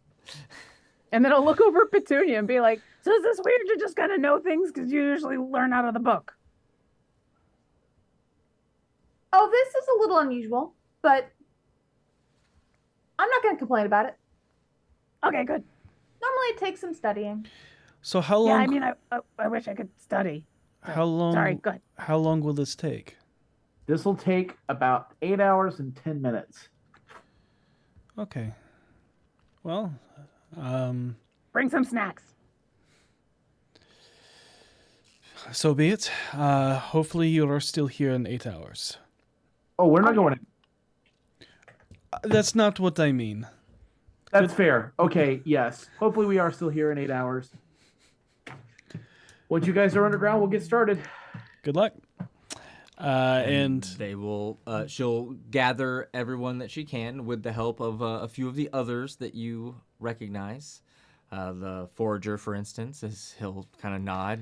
And the turtle. And the turtle and a few of the others as they'll make their way down as it's yours. I'm assuming you all begin the ritual together. Before we it. do, Oh. Seisha kind of glances off to the side. Are the etchings still on the ground? Oh, 100%. yeah. Huh. Don't look at those. I can read it. Do you want to? The last time, that seemed to be a bad idea. Seisha, go ahead and make a sanity saving throw with God damn it. With proficiency bonus in it now. Yeah. That +6 though. So +6, 18. Dirty 20. All right. You're good enough. Good. Yep. And much like how Petunia and Brunschlager was shown visions of the past, you are able to see those as well. It is still just as disturbing. It is still just as haunting and frightening and feeling like you are not Seisha, but you are a separate entity from long ago. Right. Okay. Yep. I imagine this is like a flash in her eyes, and she it happens in an instant, but she absorbs everything. And she just kind of stares at the ground for a moment. Yeah, I wouldn't. That's cool that you can read them though. Yeah. You okay? All right. Let's do this. Let's do it. All right. Everybody, even Karina participating? Give me a thumbs up. Hey, thumbs up. All right. All right. 8 hours of intense. 8 hours later. Then we see that. 8 hours later. And what it is it's a lot of where plant growth and stuff is just like the druid embedding their magic and not really moving, just kind of feeling the earth and soil. And although all druids cast differently, this one is work. This one is labor. You are creating almost a mirror pattern of what is burned and etched, because as you have come to learn, this magic is the purity of the prime, but using the arcane weave of the far realm against itself. So you are creating these runes of these intense cerulean blue arcane sigils and overlapping weaves as you all work together to create this, as it begins to burn brighter and brighter near the end, and as if to mirroring one of the visions that you saw as this tree made of cerulean fire begins to grow out in the center of you all. As the branches grow out and arch, eventually almost draping over themselves as everything comes to a crescendo, and it all just washes into the land and bursts out over the entirety of Reth. It is still ruins, but as you look down upon the ground, there is no burning of magic. However, I need everybody to roll a d20. Oh, and I just, knew we just were gonna straight. catch one more. Alrighty. Adding anything to Nope, it? just a d20. Okay. Okay. I got a 2. Okay. Anybody else? 13. What else we get? 15. Seisha, Goblin, Seisha, what'd you get? It was a D4, right? No, a d20. 20. Sorry. I thought you said D4. A 2! Hey, 2 Blessing of buddies! luck. Nope, there is no blessing of luck on this. Yeah, this isn't. Remember, Nope. these aren't the one. This isn't an actual roll. This is something different. Yeah. Yep. Sorry, Seisha and I are 2 buddies. It's great. Yeah. All right. Ethan, what'd you get? 16. Okay, and Ray. 18. Okay, awesome. I need Seisha and Orkira to roll me d100s. Yeah. Oh no. Yeah. I imagine whenever whatever happens, Orkira is in the process of being like, yeah, last time I had to do a hollow, it's like 24 hours, so this is way easier. And then I get a 68, which is 1 away from nice. 7. Okay. It's 7, Devin. It's my lucky number, so I'm hoping it's okay. Listen, it's never okay when it's magic. Let me just go ahead and say Okay. it's disgusting and weird. You all watch Orkira just her face scrunches up, gets perplexed as she begins to cough up and gurgle water uncontrollably. It is thick, it is salty, it is everything that you were just in. Facia does this? No, No, that's Orkira. Kira. Oh. So Oh you're. no, see, that was a mistake. This isn't Velvet Lodge. Hold on, we'll get to you. We'll get to you more on what is transpiring there. And what'd you say? We'll see if I have to do a sanity saving throw after this. What'd you get, Seisha? 7. Oh. No. I like that. As Seisha sees this happening to her, Kira, and you call out, it is a cacophonous amount of screams that are that don't sound like words. As you look back at the strange sounds coming out of Seisha, and you watch one of her eyes turn into a mouth. A mouth opens up on her throat. The back of her head becomes a mouth. Like the crook of her elbow becomes a mouth. The palms of her hands are mouths as mouths just grow all over her body and just creates these unsettling, unintelligible, gibbering sounds that would cause you all to make disadvantage on wisdom saving throws if you were subject to them. But yes. No. Can I make a request? Of course. Could the gibbering actually be deep speech and I'm reciting the litany out of all these mouths? Of Oh course. God, I can hear and understand that. Uh-huh. Of course. Of course. Or That's Kira. hooray. Or Yeah. Lauren, more so. You were drowning. Oh, how? Okay. So, as such, What is your con modifier? +3. okay. Okay. So you can survive for 3 minutes before you're dead. Okay. But After after a good chunk of time. I mean, Orkira's not counting seconds or anything, but does it stop before she starts to think she's drowning? oh no, you're drowning. Like there's no thinking. Like you are drowning as soon as you Okay. start gurgling water. It lasts for 2 rounds, at which point you immediately fall unconscious and are in death saves. I need you to make a death save for me. Oh, okay. All right. And then everyone else can then react after that. But you Okay. at least get one. Let me remember save it. how to send this to just the DMs. Dungeon Master. There we This go. is horrific. I love it. That's my death save. I don't know if you could see it. I'll get there. There it is. Okay. Okay, but yeah, you all watch as Orkira just gurgles up water and then collapses to the ground in a puddle of water. Is water still spewing from her mouth? It seems to have stopped for now. I will cast Healing Word. Okay. Orkira gain 7 health. As I shake you, like, okay, get up. Yeah, and oh you my don't. gosh. You become conscious again. Like you're not like you weren't.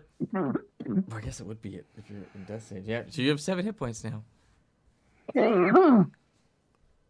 That sucked. Yeah, we have a whole situation with Seisha going on. Oh, that sucks even more. Okay, wait. Oh, and she'll stand up groggily and walk on over. And it was Greater Restoration that fixed this, right? For a certain time period. Okay. Do I need to do the bigger cerulean restoration now? No, I don't think. I think Greater Restoration is good because it the certain time period is like Oh, earlier is better. I misunderstood. I'm sorry. I was dead. Okay, I'm gonna reach into the bag, and she's still kind of. Why does it have to be the thick water?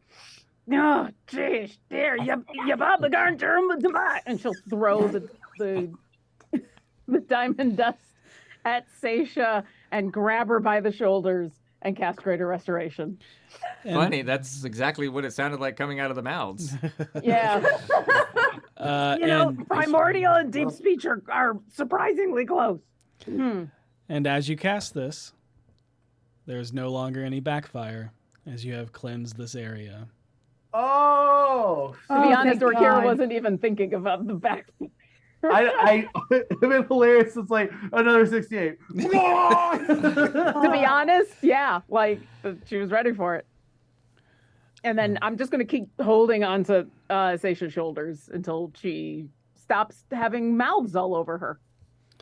And slowly, one by one, they seal and heal like wounds, but there is no scars left behind. Okay. Better? You good? And there is definitely a feeling in the air of cleanliness. Like there's a definite difference in the air. Very strong. Yeah, it feels purified. A pure feeling. Yeah, like there's definitely been a change in the air that you can sense, and slowly people start emerging from the catacombs. They're still how they are, but they start looking around, and you can even sense a feeling of like joy, Hope. coming from them.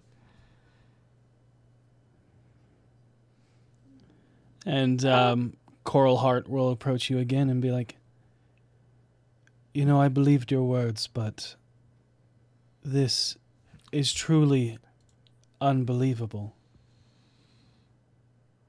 We made a promise. I'm glad we could keep it. Are you okay? Yeah, I will be. Water is thick.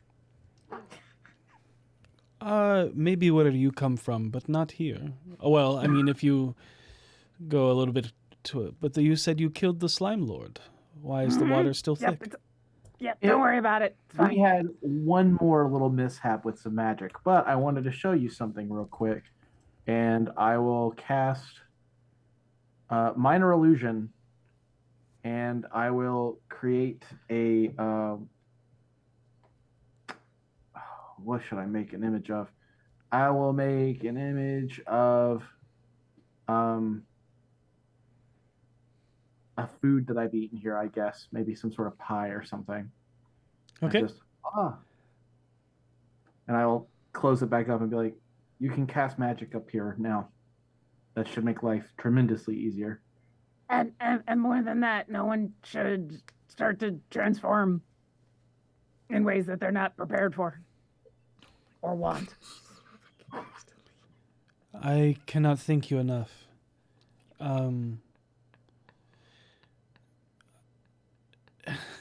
Making it so that we will not stray further from our forms is great, but as I said before, we've come accustomed to who we are. Oh, I get that. Yeah, absolutely. I totally get that. I'm just saying everyone should have a choice, you know? And we There's are nothing wrong with who you are. and we are greatly indebted to you and thankful for what you have done to our city. That means that we can rebuild, be more than just ruins. And it is at this moment in this conversation, Seisha, a voice enters your mind as you are getting a sending. And it is a familiar voice as you hear Davil. She's awake. And We that have to go to Waterdeep now. is where we're going to end tonight's episode. Well, wait. Can we not end it before Seisha tells us why? No, I think it's a good place to end it. All right, fine. I'm just going to be over here spitting up heavy water. Thanks. Oh, my God. What? No way. I'm really excited. Oh Look how excited Ellie is. It's unbelievable. That smile is so big. It's like half her head. It's so big. unhinged. So amazing. It is. Oh my god! The drinking Unhinged. of the drink broke me. The drink broke me. As Dude, it's been hard to concentrate sometimes. a wise man once said, "There's no such thing as a bad bit," and I have to tip my hat to you for doing the whole thing. But sorry, there's no giveaways. Yeah, we'll hopefully pick those back up next week. But we're very excited as if all the stars align and everything is good, which it should, we'll be back in studio next week and may or may not have a certain somebody with us. We'll find out. Be excellent to each other. May you always roll with now I gotta advantage. figure out how to drive out there. Good night, everybody.